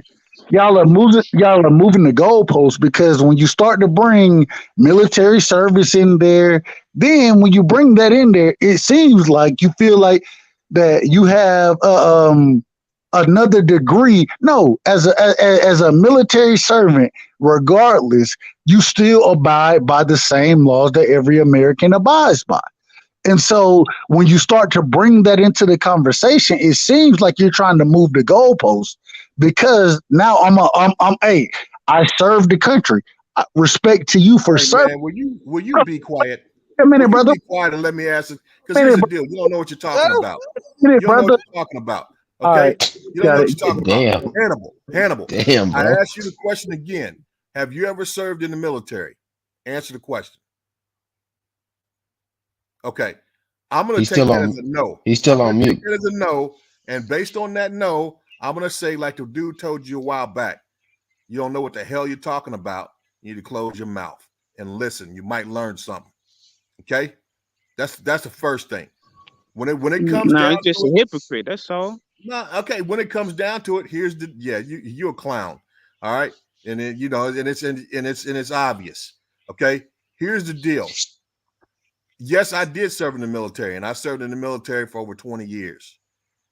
Right. And because I did that, I understand exactly what the military is about, and you don't know what the hell you're talking about. All right. I didn't actually start facing brutal racism and the things that I've had to deal with until I became a civilian. The military is a completely different organization. Completely different organization. And not to say there's no racism there, but there is, but there's nothing like what's in the civilian world and what's in corporate America. That's the first thing. The second thing is this. Because I've served in an organization like that has a lot of diversity, a lot of leadership and diverse leadership, I know what that looks like. And I know what closer to 4.0 or what's correct should look like. And I know that does not exist in a lot of civilian organizations. And I see what America can be, not what it is, but what it can be based on my experiences with diverse leadership in the military. When I was in the military, I knew three black submarine admirals, personally. Three admirals that were black, that were nuclear engineers, commanders, commodores of submarines. I knew three black nuclear engineers that were admirals in the Navy. Okay, and the deal is when it's all said and done, that's a whole lot more leadership, diversified leadership than I've ever seen in any civilian corporation that I've come in contact with since I've been a civilian. So the bottom line is it may not be perfect, but it's a whole lot better than what's out here. Whole lot better what's out here. And I know what diversified, specifically black male leadership at the highest levels look like based on my experiences in the military. And that's why I'm calling these civilian organizations, including the police departments, to do right by us, period. Because I know what that looks like. Mr. Fuller, let me respond to you. Okay. I know you reference this book all the time, and I got the book just because you reference this book all the time, because I've been having this book and been read this book. If you are confronted by a suspecting race soldier pretending to be a police officer, immediately go into danger mode. Regard yourself as being captured and a completely helpless prisoner of war. Is that not what the book says, Mr. Fuller? Sure. Yep. Go ahead. Now, if the book says that, why are we giving black people gray lines to follow based on your statements? Because if you give them gray lines, Mr. Fuller, you know that most people will take the gray. If you leave the black and white and give them uniform standard to stop by when they are stopped, then they will probably get better results. I'm not saying this is going to be 100% foolproof. We're saying go by this, more likely you make it home and be able to talk on StreamYard. That's what we're saying. I agree with that. For the most part, what you do is, but you can't teach your kids that it's just, all police officers are just great. We're not saying that. You can't teach your children that. Watch this, Mr. Fuller. Watch this, Mr. Fuller. We're not saying that because I'm going to tell you why. When I was 14 years old, my 13-year-old cousin was murdered by police, right? And he was murdered by police while driving a vehicle that he should not have been driving, though. But he was murdered by police when he was driving this vehicle. So I know there's bad cops. But at the end of the day, my 12, my 14, and 18-year-old trying to get back home. I'm not about to play the game of we can be better than the cop right now on scene. Because I would rather go to the county courthouse and fight the ticket or pay the ticket or pay my lawyer to pay the ticket. That's why I said you comply as much as you can. You apply as much as you can, but that kind of leaves it gray, though, Michael Fuller. When you say comply as much as you can, I can comply 100% with a gun in my face. Here's the deal, and I think what you're missing is that you may not have the opportunity to comply. You may not. But that is true. But I think I got a better opportunity to make it home, though. But if you don't have the opportunity to comply, and even at least try to comply, if you don't have that opportunity, that's a situation that is going to happen regardless. And so all I'm saying is that, yeah, those situations do happen. But the way I want to teach my son is you comply to the fullest degree, because at the end of the day, what's the ultimate goal? Getting home. That's the ultimate goal. And so, yeah, there are times that you can't comply to the fullest degree. I agree with that. But comply as much as you can and make sure that you do not seem like a threat. Because if you do seem like a threat, then it gives them that extra leverage over you to do whatever they're going to do. Now, if they do it and there was no reason behind it, that's a whole nother situation. It's a totally different situation. All I'm saying is as parents, we need to teach our children that, damn it, hey, when it comes down to it, when you run up against these individuals, you should feel like, especially if you're not breaking the law, that these are your friends and they working with you and you need to work with them. Because if you don't teach that, then what you start to teach is that they're a threat. And once you start to teach them as a threat, then all of a sudden in the younger individual's mind, they got to figure a way out of the situation. Once they start to figure that way out of the situation, they put their lives in danger. And so all I'm saying is that teach them that if you're not doing nothing wrong, bro, goddamn it, do everything you can to comply with that individual to save your life, and then we can chop it up after that. You know what I mean? Get home safe, and we can figure the situation out. Yeah, that makes sense. That makes sense what you're saying in part. But as far as them making a judgment about them being a friend, no, you don't. I mean, that's too much. It's like you mentioned, they had too much power for you to come in and make certain types of judgments or come to some perspectives about whether they're your friend or not, or whether they're hold on, y'all. Let's let Zoe in. Zoe just came up. Let's let Zoe real quick. Any individual that I want to feel like is my friend, right? If I put them in that status as far as them being my friend, I'm much more likely to comply. I'm not gonna sit there and try to hinder him or put myself in a situation. And so the reason I teach friend is because, damn it, if I can see you as a friend, then I don't see you as an enemy. Once I start to wait a minute. Once I start to see the law enforcement as an enemy, when I haven't done anything wrong, then I can make certain moves that will put my life in danger. It will make me look like a threat. I don't want my son to ever be a threat to those individuals, because at the end of the day, regardless of how we want to look at it, they have the power in the situation. They do. And because they have that, I want you to make it home safe. And then if you feel like you've been done wrong, we can handle that. But we can't handle it if you done got your ass shot, bro. We can't handle it that way. And so it's about living, bro. That's what it's really about. That part makes sense. But what I'm trying to tell you is, if you don't look at them as a friend or an enemy, because you don't know them on that personal level. But you definitely have to look at them as a threat because the power that they carry, the power to utilize deadly force. You have to look at them as a threat at all times. Hold on, let me finish. Go ahead, bro. Go ahead. Stop interrupting me. My apologies. Go ahead, bro. So the bottom line is that you have to look at them as a threat because of the power that they hold to utilize deadly force. Now, if you're teaching your kids to look at them as a friend or an enemy, that's not the right perspective, because it's not holistic. But you definitely have to look at them as a threat, okay?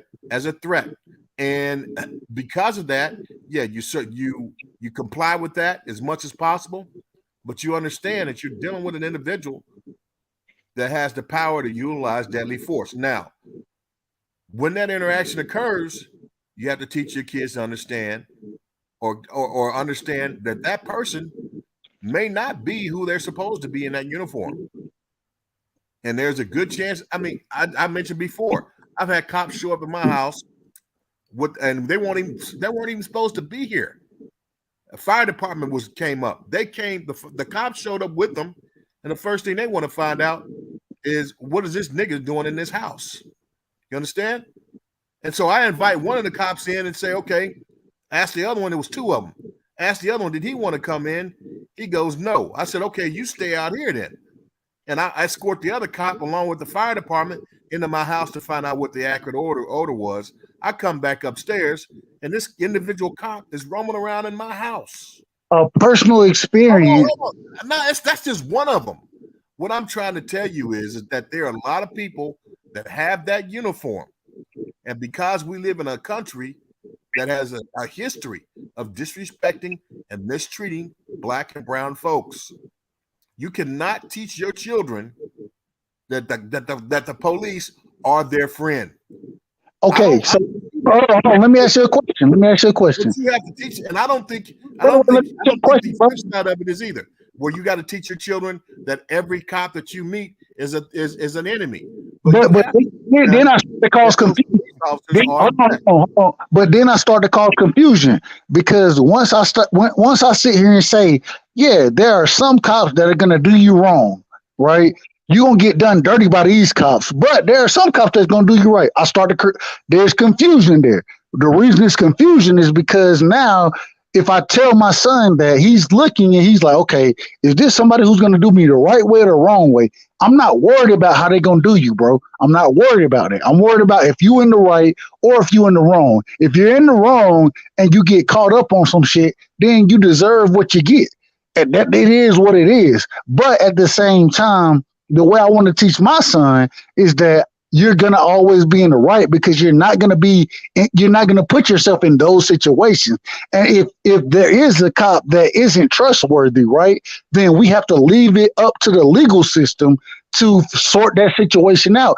Even if that cop is in the wrong, even if he's in the wrong, I still don't want you to sit there and argue with his ass. I don't want none of that. I want you to comply, and I want you to make sure that you get home, bro. That's what I'm worried about. And so regardless of the cop, regardless of what their motive is, I'm not worried about that. What I'm worried about first is making sure my son gets home safe. And after that, we can do it through the legal system. If the legal system fucks us, it is what it is. But at the same time, damn it, don't get yourself killed over nonsense. Comply with these individuals and look at them as your friends. The reason I say the That's reason where I you lose me right there. wait a minute. The reason I say Let him finish. the reason I say look at him as your friend is because if you look at him as your friend, damn it, then he's gonna be much less likely to goddamn go out there and do some shit that will put his life in danger. I'm worried about this dude living and being. I want grandchildren. You feel me? That's what I'm looking for. I want to sit All there. right, Dub. All right, Dub. Let's let Zoe in, Dub. Zoe been waiting for a while, y'all. Zoe. What's the deal? Hello? Yeah, we here. We hear you. Oh, yeah. I just wanted to say, like in regards to, it was two things I really wanted to respond to. I wanted to respond to Mr. Fuller, Michael Fuller, but first, like I said, I think that as far as the lady, because I've been listening off and on for a while, but as far as the lady, and then like Boosie, I seen Boosie do some stuff that I thought was kind of ignorant. And the lady and these different people, like I say, man, like I say, people need to stop holding court in the street. You know what I'm saying, with the police. Myself personally, I can only go off my experiences. You know what I'm saying? Like, I probably been to jail about 3-4 times, and I think like a lot of times if you just what's the word Apply. Yeah, apply can depend. Now it depends on the area. Like I said, like the places I done been to the jail has been majority black cities. You know what I'm saying, or black areas. You know what I'm saying. So, even like with I say with the narcs, the unmarked unit, the drugs, the drug squad people that I had my interactions with a couple times. You know what I'm saying. As long as you get out the car, you don't buck up on them. Let them search you. Let them search the car. Whatever the case may be, like I said, when you're younger, you get caught with weed and all that type of different stuff, weapons. Like I said, if you cool, like I said, if you cool, like I said, they'd cut you a break. I done had a whole bunch of officers, put my weed right back in my pocket, let me be on my way. That's because, like I said before, I was compliant in what they wanted me to do. You know what I'm saying? I had caught this little DUI one time. Officer, I was cool, took me out the car. And he didn't search the car. You know what I mean? He said, listen, if you blow under this, that, and the third, I'll cut you loose. You know what I'm saying? I feel like a lot of these things that people are getting so, like 9 out of 10 of the things that a lot of these people are just going so hard for, it's a person holding court in the street. It's a person that's doing something that a lot of times it ain't over till you go to court. It ain't over till it's over. You know what I mean? It ain't over till you go to court and you get convicted, whatever the case may be. So all that whole court in the street and going off and why now that officer is gonna be on tip, and now you're making the situation more emotional and making more than what it is, especially if it's something like a misdemeanor. Maybe even a life felony, depending on what it is. You know what I'm saying? But when you just, hey, sign the ticket, be on your way. You know what I mean? Hey, get out the car, let them handcuff you, walk you back, search you, sit you on the hood, all that, go through all that little stuff, and let whatever situation happen. But when you do the things that you see people do in these videos with the police, you only aggravating the situation.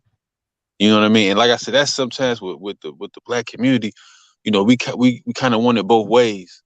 Now you got to understand the history. Of the black community and the police. You got to understand the history, but at the same time, it's like we got this thing where you need the police with all the domestics going on, with all the shootings, all the stuff going on. But at the same time, when the officers trying to do their job and this, that, and the third, it's like, can't have it both ways.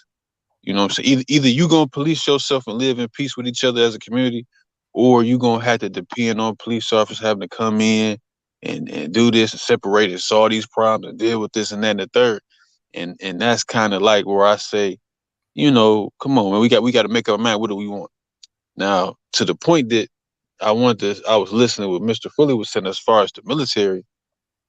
I mean, I was in the military, whatever the case may be, but I don't know what he exactly mean when he say he see what America could be, because like I say, from my experience, I was in the Navy and stuff like that, and like I say, you got people from all over the world, in the Navy, what I'm saying, all over the world, all different groups of people. Matter of fact, that's when I kind of see how different Black people was just in America from being in the military. You meet Black people from all over, from Cali, from New York, from down south, from here, from there, and they be like just completely different in you. In the way what you might experience, as a Black American person, they might like be completely different, and you be like, dang.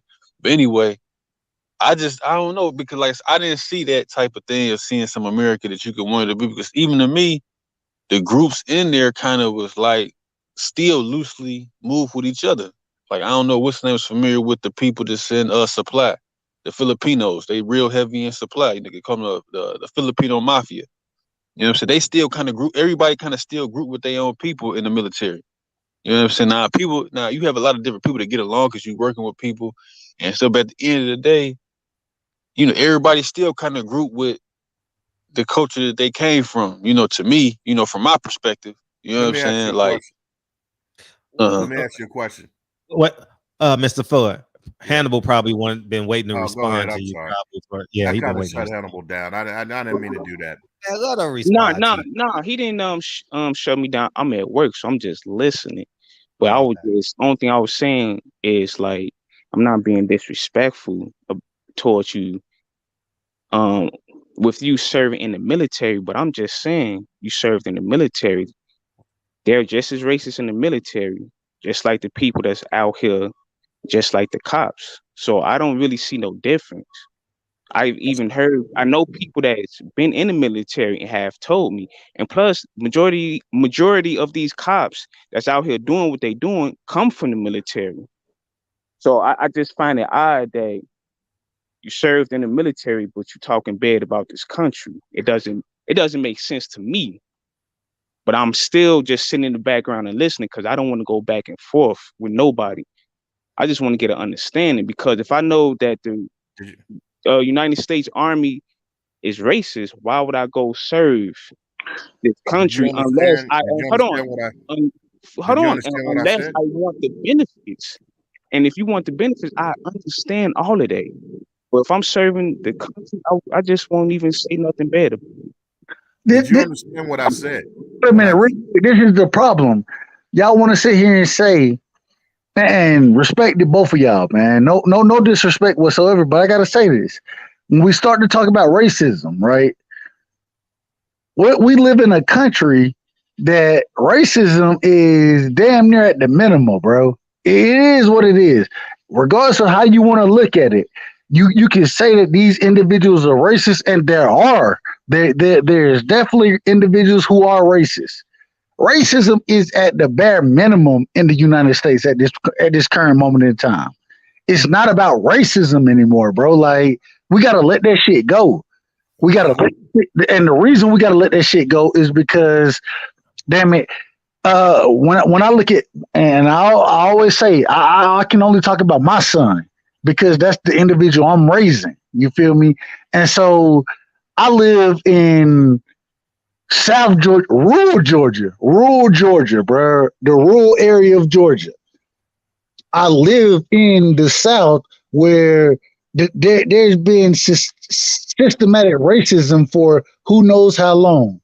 Do I abide by that shit? Do I respect? No, I don't. Am I going to teach my son about it? No, I'm not. The reason is because he can do what the fuck he want to do. And that's the greatness of this country, bro. That's the greatness of this country. Is that, damn it, yeah, there are individuals who want to hold you back. That's a fact. That's a fact that there are individuals there. You can overcome that. And if I don't teach my son to overcome, then I'm selling him short and I'm doing him a disservice, because he's going to come up against this shit at some point in time in his life.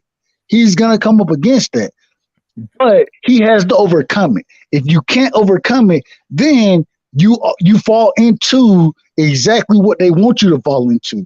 And I'm not going to let my son fall into that. He's going to be able to overcome all of this shit. The reason being is because it's not big enough, it's not strong enough to hold him back. The same way it wasn't big enough or strong enough to hold me back. And so I understand what y'all are saying, but at the same time, racism, yeah, it exists, but damn it, you can overcome that shit. And if you're not strong enough, if you don't have the willpower to overcome it, in my personal opinion, it's on you. It's on you if you can't overcome that shit. Respectfully. All right. Okay. So Hannibal, I want to Zoe, Morris, and Hannibal. Okay, Hannibal, my question to you, did you understand what I said when I was talking about the military, the leadership I saw in the military? Did you understand that or no? Okay, so Zoe Morris, I'm going to move to you. Okay, you said, my question to you is, when you were in the military, you said you had runs in with the police, 3-4 times arrested. Was that before or after you was in the military? No, that was before and after. Okay, so you went into the military with some issues with the law, and then you came out of the military and you still had issues with the law. That's what you're saying? Yeah. No, nothing serious. This is, Okay, so let me ask you this. So when you were in the military, did you get an honorable discharge? Yeah, come on, honorable discharge. Okay, so that means you got the GI Bill and all that, right? Yep. GI Bill, clearance, all that. Did you use the GI Bill? Yeah. For what? I went to a merchant seaman school. Merchant seaman school. Okay, and then all right. So here's my point.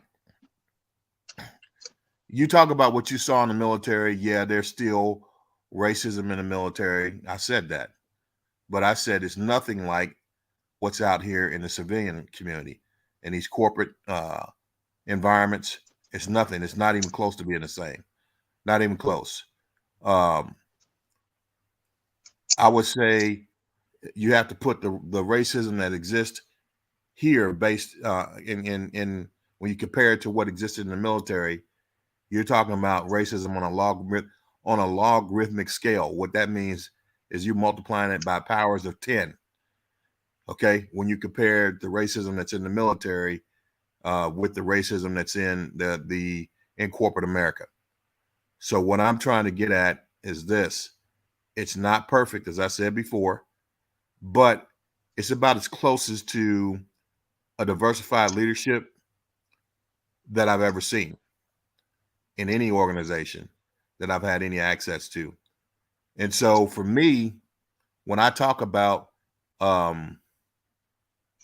what I have an issue with in American society, it's because I know we can do better, because I've seen better. Now, was that better perfect? By no means, because as you said, there was racism in there, but even with the Filipino mafia and all that stuff, you still saw people from every ethnicity climb that ladder in the military. Did you or did you not? Yeah. Okay.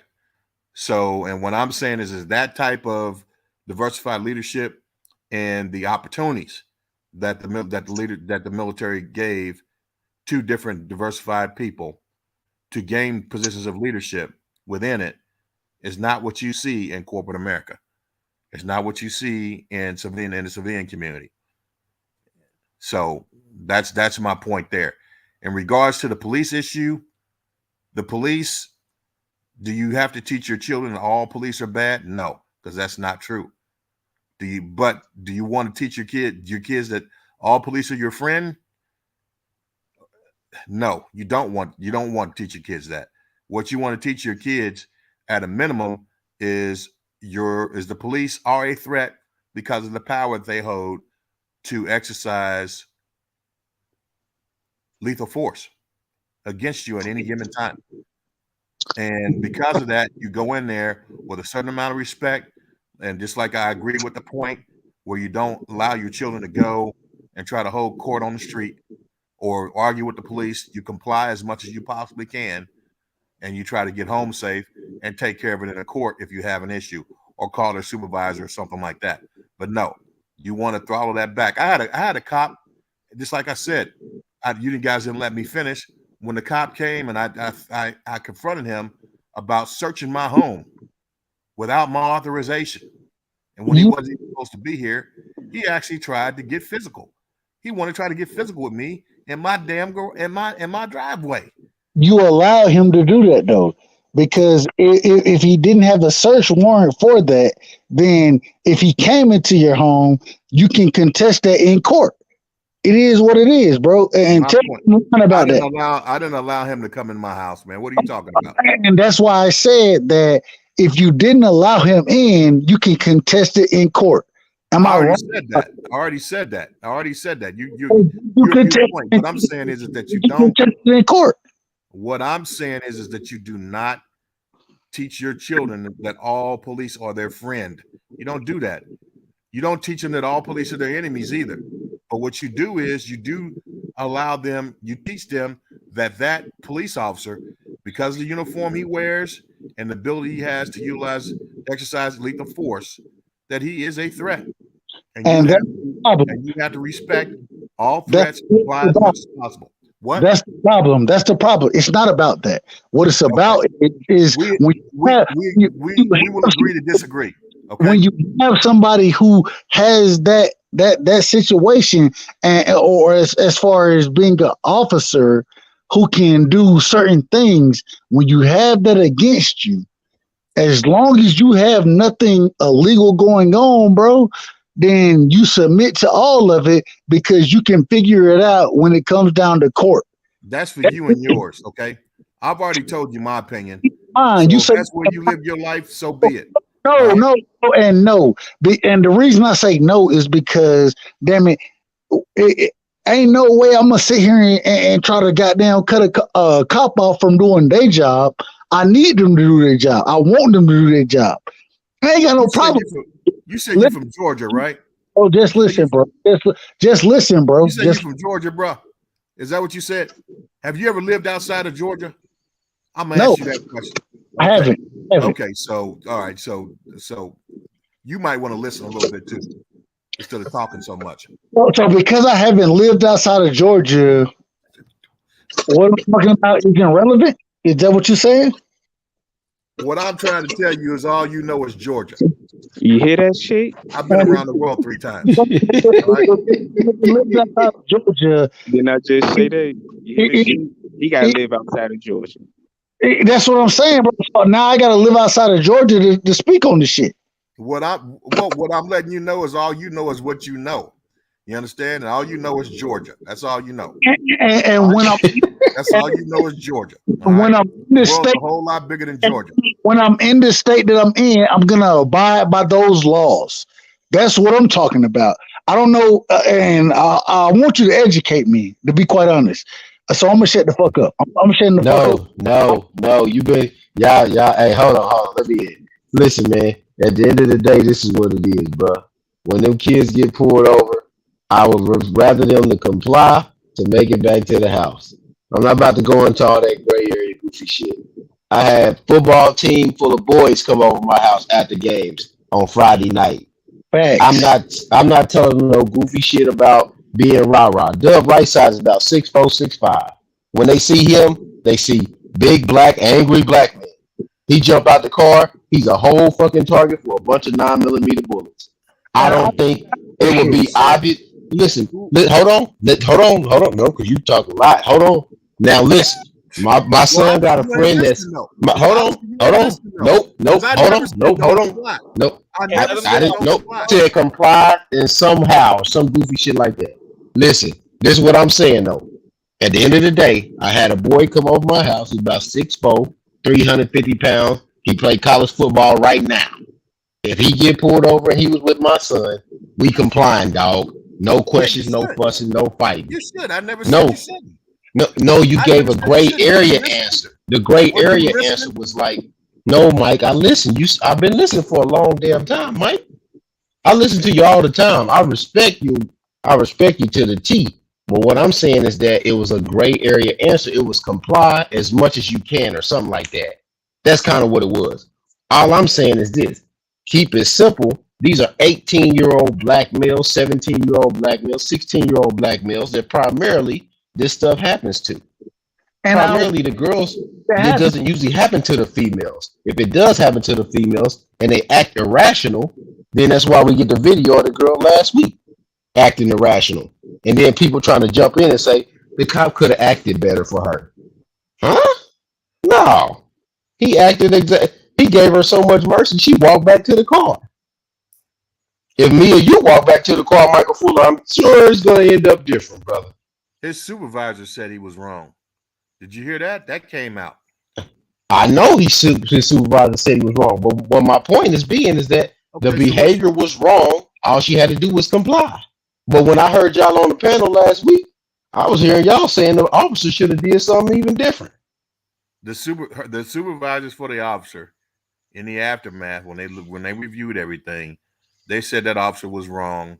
He should have gave him a warning and let him go. The officer being right or right. That's not what it's about. What it's about is making sure our babies make it home safe. And so regardless, whether they were right, wrong, it doesn't matter. The reason it doesn't matter is because when we sit here and say that, okay, yeah, it's okay for you to do this, no, it's not okay. Because when you do these type of things, you put your life in danger, bro. And I don't want any of my children. I only got one son, respectfully.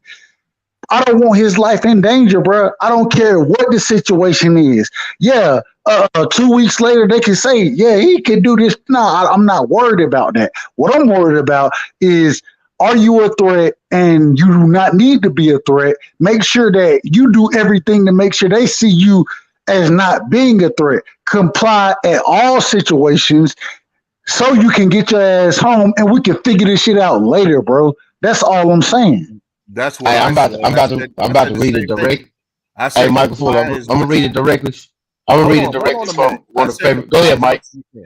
I said comply as much as you can, and the reason why I added the qualifier as much as you can is because sometimes you may not be able to comply. You may not be able to. And that's a proven fact. We've seen that. You know, and I brought up a couple examples of that. I brought up a couple examples of that. But as much as you possibly can, you comply. That's it. I don't think. See, this is the part. Okay, let's just leave it alone. While in the presence of law enforcement persons and in your general interactions with them, do the following: be as calm and as courteous as you possibly can. Answer all questions in a manner that is calm and constructive. If you are not absolutely certain of the answer to a question, say that you are not sure. Do not use any profane language and do not do anything or say anything that may cause a greater problem. I'm sticking to that. I think that's consistent with what I said. They said as much as possible as well. They put a qualifier on there. I'm putting a qualifier on mine. Okay. I got you. I think we agree. Ain't nothing to disagree about. All I'm saying is this, is when I heard it last week, it sounded like it was a lot of excuses for all the rah-rah stuff that she was doing that she shouldn't have been doing. She should have been doing what this book say. So I didn't have a chance to hear last week. I didn't. All I'm saying is, as of tonight, and this is what I'm teaching my son, bro, if you get in that situation, bro, comply. Do not make yourself a threat.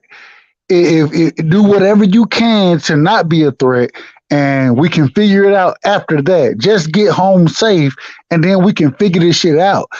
I'm not saying that anybody is wrong in their thought process on it, but you run up against these individuals who do have badges, who do have weapons, you know what I mean? Then make sure that you get home safely and we can figure this shit out after. You know what I mean? We can take it through whatever processes that's necessary. At the end of the day, my ultimate goal for my son is for him to get home safely. And so I understand where y'all coming from. I understand where not all of these, they may not be your friends. I understand it. I want you to look at them as your friends, because if you look at them that way, you're less likely to do some shit that'll get your ass shot, to get your ass killed. And that's what I want to make sure he don't do, because his life is more important than anything else. And so just make sure that when you fall into these situations, if you fall into these situations, you're able to get yourself out of that situation safely and come back, and we can figure the rest of this shit out after. That's all I'm saying. I think you made your point. I think everybody made their points. I dropped some links in the back chat for y'all to check out later. I know Fred was talking about this a while ago. It was it's a doctor in your area, Fred, in California, that came up with a political agenda for us. So I dropped it in the back chat, so you can check it out later. And I dropped it back there for all y'all to check out that was on the panel. It was basically a black male political agenda. Hey Fred, you know what I came here tonight for? I wanted to talk about Devin Haney. And that's what I came for, Fred. What you got me in? We're gonna talk about that shit tomorrow then. What you got me in, Fred? Respectfully. Hey Dub, you know boxing gonna box, man. They're liable to take all 3 of his belts tomorrow and then put them up for sale. Shit. Yeah, that's a fact. Dev gonna beat the shit out of anybody, so he good regardless. But that's my opinion. But man, Fred, what you got? Hold on, Fred. What you got me in, man? He didn't make you click the link. You clicked the link. I gotta blame that Michael Fuller. He gonna blame it on Fred. He clicked the link. Nobody make it. You clicked the link, bro. Don't be trying to. Nah, you gotta hold yourself accountable for that, brother. No, when I blame it on Fred, when I blame it on him, he know that I'm not blaming it on him. I appreciate this conversation. He know that. Yeah, I know you good. At the end of the day, I gotta come at Fred just because.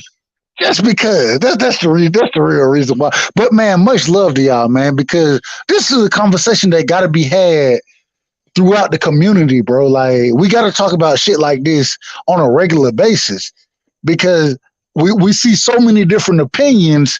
And at the end of the day, man, we just want the baby safe, bro. We want all of our children safe, and we want them to do the right things, bro. Like, I appreciate this conversation. I really do. Yeah, I do too, and I think it's very good, because nobody lost their mind and went off the deep end and want to cuss, fight, and some brothers get off they ready to cuss, fight, and shoot like, damn, bro, you gonna shoot them through the internet? Hey man, chill out. But at the end of the day, the conversations is good to talk through, and I like to use real life examples of things that happen in my own personal life, and that's just somebody that I know. I dropped a link to a story in the back too for y'all to read, but like it's just something that has to be done practically, because a lot of these kids are driving now. Most of these kids, if you pay attention when you're driving, they not paying attention. They on the phone. They doing a bunch of different things that they not supposed to be doing, and we know that. So more likely than not, they're gonna get pulled over or something like that. So they need to know what to do when it happens. And I kind of got a safeguard for my own son, because he's 18. He's been driving for a few years. They had like a promotion of selling something where you can basically put your insurance card in, your ID in, and you basically stick it on your window when they pull you over or something. As they pull up, they already got that already out. But that's my finished statement, man. I know you ready to go for it. Let me get Zoe. Y'all want to give y'all closing remarks? Appreciate you, KP. Who wants to go? Zoe, you want to give your closing remarks? Oh no, well, yeah. Thanks for taking my, because I wanted to do another question, but like I said, thanks for taking my call. It was a good show. I'm listening. Just want to tap in with y'all. Most definitely. Who'd you want to ask a question? Me? Yeah. What'd you want to ask? Yeah. Go ahead. I'm sorry, Fred. Go ahead.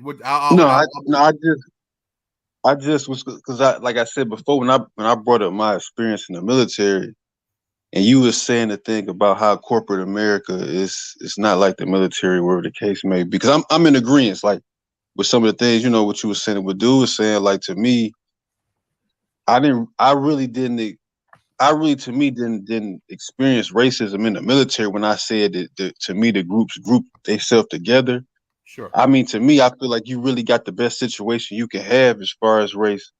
Now, I've worked in blue collar where, you see how the white dudes kind of like keep stuff to themselves or don't want to teach you certain stuff that they know, or they go and get the new white guy on the job and teach him and stuff like that. But to me, I just don't feel like that's like really racism. I feel like that's just more them, like to me, I just look at the people that still had that idea that, or had that type of thinking that you said, let me finish real fast. I just feel like the people that still kind of had that thinking are kind of like naive to how the world works. Like, I mean, I know that was the legacy that we was left, that we should go and try to fight to make stuff, to diversify and stuff. But I mean, I just feel like that to me is just played out. And now, now that I've been around other free world groups in the military and I see how they operate, to me, going to another man's business or corporation and asking him to treat me like how he would treat his own is kind of like not really the real world. You know what I'm saying? Like we pretty much got as much freedoms as you can have in this situation.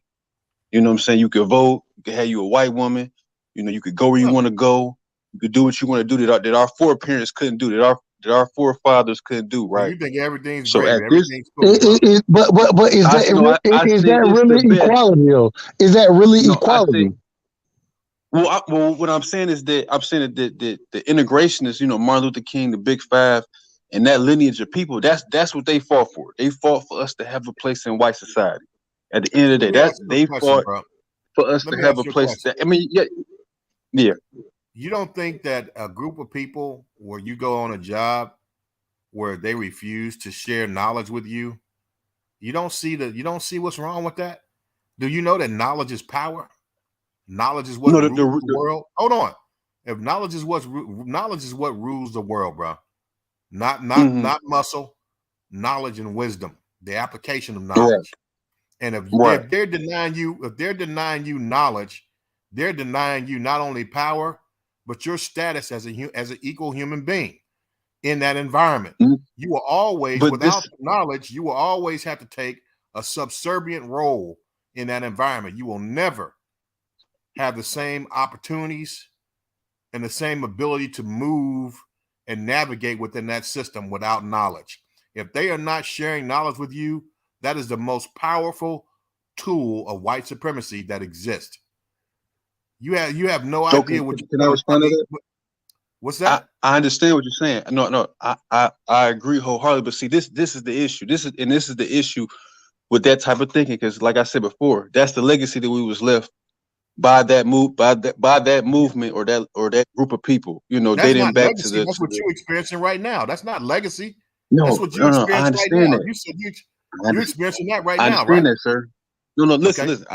Like I said, I work in the welding world, and I was working in the machinist world, right? And I would see that firsthand within that blue collar, how some of the older white guys and how the people that had their little enclave, how they would either pick other young white guys to put under their wing and teach or that type of stuff, or they would teach black guys that was like white identified or talk white or get to their group around white people, and they would kind of mess with them a little bit and teach them things. But the ones of us that was like black dudes, I understand how it works. But what I'm saying is that, but my point is that at the end of the day, if I'm gonna go to another man's world, okay, I can't try to pursue and go in another man's world, and then when I try to get in his world, then complain about how it's not fair. I just feel like that's played out. I feel like at the end of the day, let me finish. I'm just saying that if at the end of the day, knowledge, okay, at the end of the day, you have many avenues to get knowledge in today's world. You have many avenues to learn, to grow, to pull resources, to learn how to do certain things for yourself. So I can't look at the next man and his world and say, well, you won't treat me like how you would treat your own, when he has no obligation to do that. And I feel like that's played out. That was at one time when we was up under a situation where you had no other options but to deal with the white man society in his world. I'm saying now in 2022, you have the ability to be a free, independent man. So I don't feel like complaining about what the next man got, because these other people they just making a way for their own and their own kind. And I seen it in the military. They just make a way. I seen the Filipinos firsthand. make a way for their people their own. They would go and get their senior chief. If the situation drop off, they'd go get the head senior chief of the supply division on my ship, and they will all walk as a group and go handle business. And I see it with my own eyes. Okay. And I'm saying with us still trying to fight, we still trying to fight to be a part of the white people and complaining about when they do for they stuff. And I'm saying, when I seen that stuff on the job in the machinist world, I just like, okay, well, whatever. If that's what it is, that's what it is. I can't be mad that my people won't come together and learn it in the older black guys that won't mess with me and do the same thing for me. That's my people's fault. So that's all I wanted to say. I understand the aspect of what you're saying. Let Fred, give me one minute, man. Give y'all closing remarks, man. All right, let me say this and I'm done. Okay. Here's the problem that what you're saying, about 80% of it I'm okay with. About 80%. The problem that I have with what you're saying is this. The organizations that you're talking about that have these practices that you say they just look out for whites that are in the organization, and how could a black guy come in and request to be treated with equity or treated fairly when that is their system? This is what you don't understand. A lot of those organizations, a lot of those companies, these corporations, they have government contracts. They have government contracts, federal grants, federal money that they receive, tax breaks, all of that they receive in order to continue to function and maintain their profit margin. When you talk about government contracts, you're talking about tax dollars. When you talk about tax dollars, you're talking about not just white tax dollars. You're talking about black tax dollars. You're talking about everybody's tax dollars. That's what you're talking about. And because that organization gets that type of funding and that type of assistance in an indirect or direct way, you have a right to be treated fairly and equitably within that organization. Not only that, I'm just talking about that's 2022. But I'm talking, if you look historically, what black people have done in this country to actually establish the wealth of this nation, just based on that alone, you deserve to be treated equitably and fairly. So no, a lot of things that you're saying about being independent, being free and independent, of course, I agree with that 100%. But the bottom line is when you go in these organizations, because 95 to 99% of them have government ties where they receive tax benefits, government contracts, that is federal tax dollars, which are not only white, they're black, white. So you deserve to be treated properly within an environment. So that's your answer. That's why you can go in there and say, okay, you're not sharing the knowledge with me. I want to know exactly what you're talking about. I want the opportunities you're giving everybody else. That's it. Appreciate you, Mr. Fuller. Yep. Thank you, dog. Who else? Zoe. Dub, you want to give you a final? I'm gonna beam you out, Mr. Fuller. Appreciate you, dog. About to get it. And are you done, Zoe? Mr. Morris? Okay, good. Dub, you get the final word tonight. I get the final word. Man, Fred, salute to you, man. Much love to you.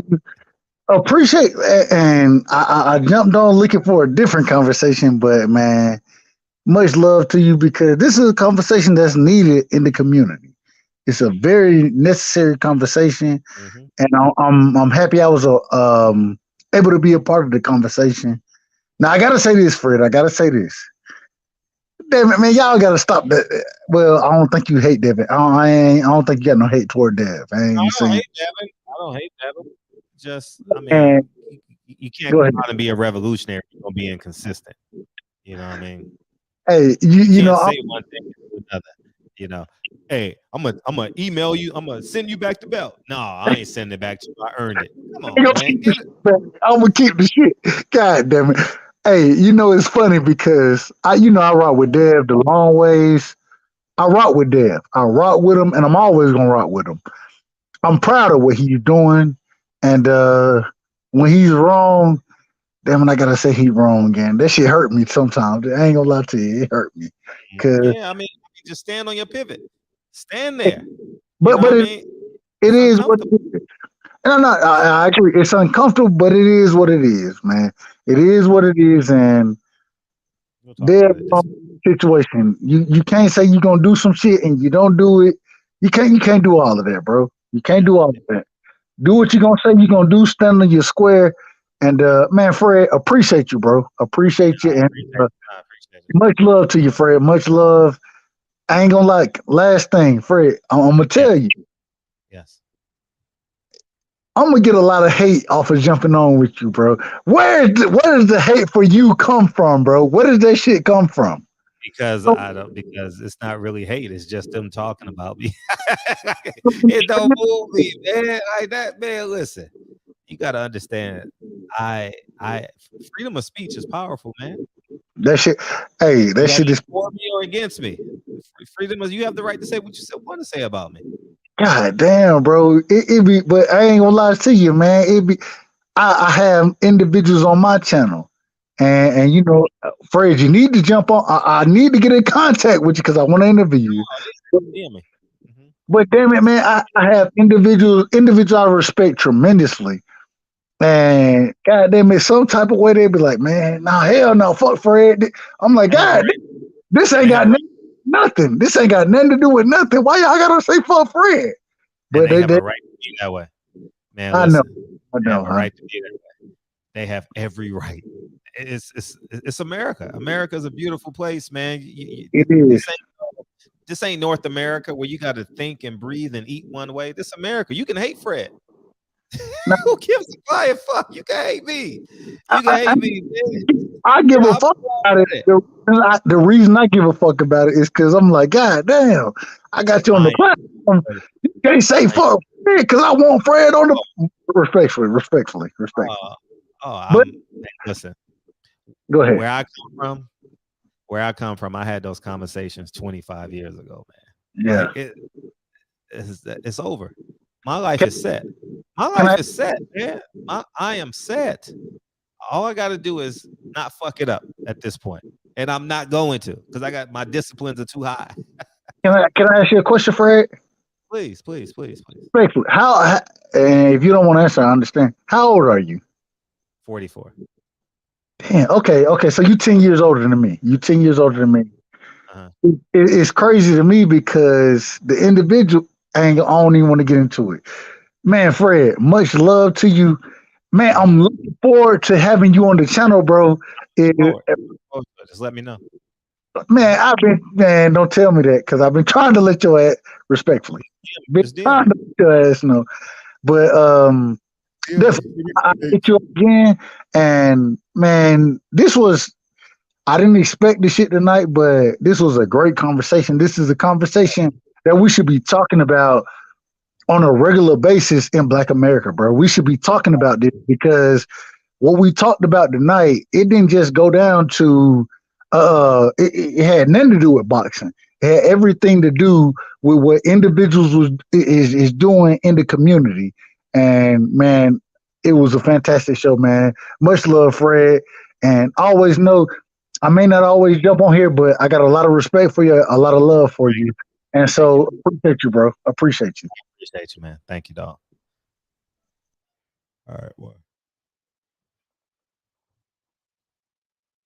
I was in the pool today after I ran. Man, that pool I had the most relaxing day. And hopefully you guys did too, man. And yeah, man.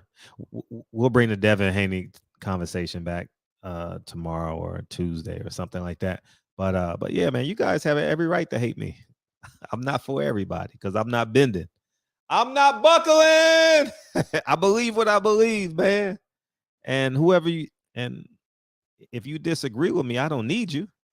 You know what I mean? So it really, I don't go look in the internet who hates me. Nah, I don't do it. I just unsubscribe and block it. You know, so anyways, man, I totally appreciate y'all coming through tonight, man. This is America, man. You got freedom of speech, man. You can come on the platform and say you hate me. You know what I mean? But I mean, it is what it is, man. I appreciate y'all, man. Let's get the hell out of here. I gotta take the kids to school in 5.5 hours. No, 6 hours. 6.5 hours. Yeah.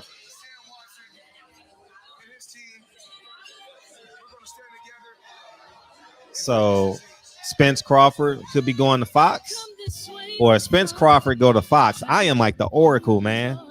I told y'all. Al and Steven not getting along. Oh, he's lying. He's lying. If Earl Spence, Terrence Crawford go to Fox.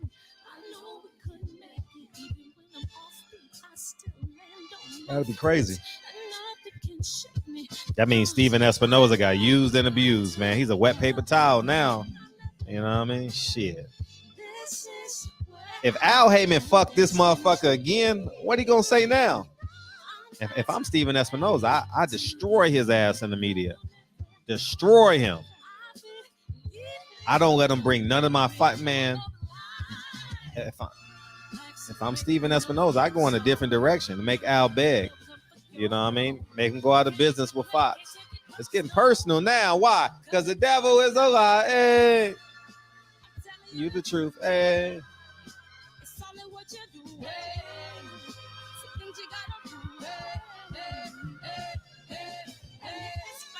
Hey, if Spence and Crawford goes to pay-per-view, that means we will never see a free fight on PBC in a long time, man. They ain't got no network.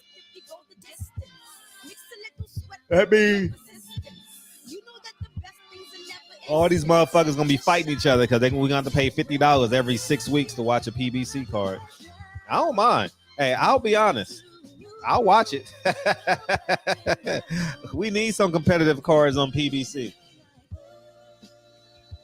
Hence Deontay Wilder and Caleb Plant and whatever it is, whoever he's fighting. Darrell.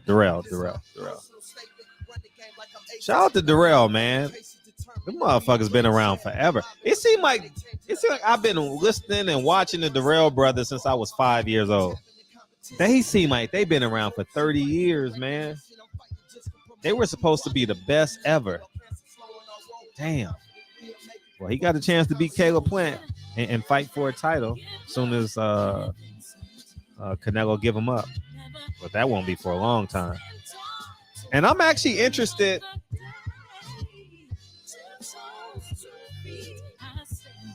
Man, they can be what they want to be, man. I don't give a flying fuck. Y'all don't understand that about, y'all don't know that about me by now. I don't give a flying fuck who hate me. Yeah. Nah, tell them I said to hate some more. They ain't hating enough. Shit, man, I don't give a flying fuck, man. I'm going to bed after this, man. And I gotta get up at 5:30. 5:15, excuse me. I love y'all, man. Tell them to hate a little more. And the people who love me, I need y'all to love a little more. And I'll see you guys tomorrow night, man. I'll let you guys, man. Peace.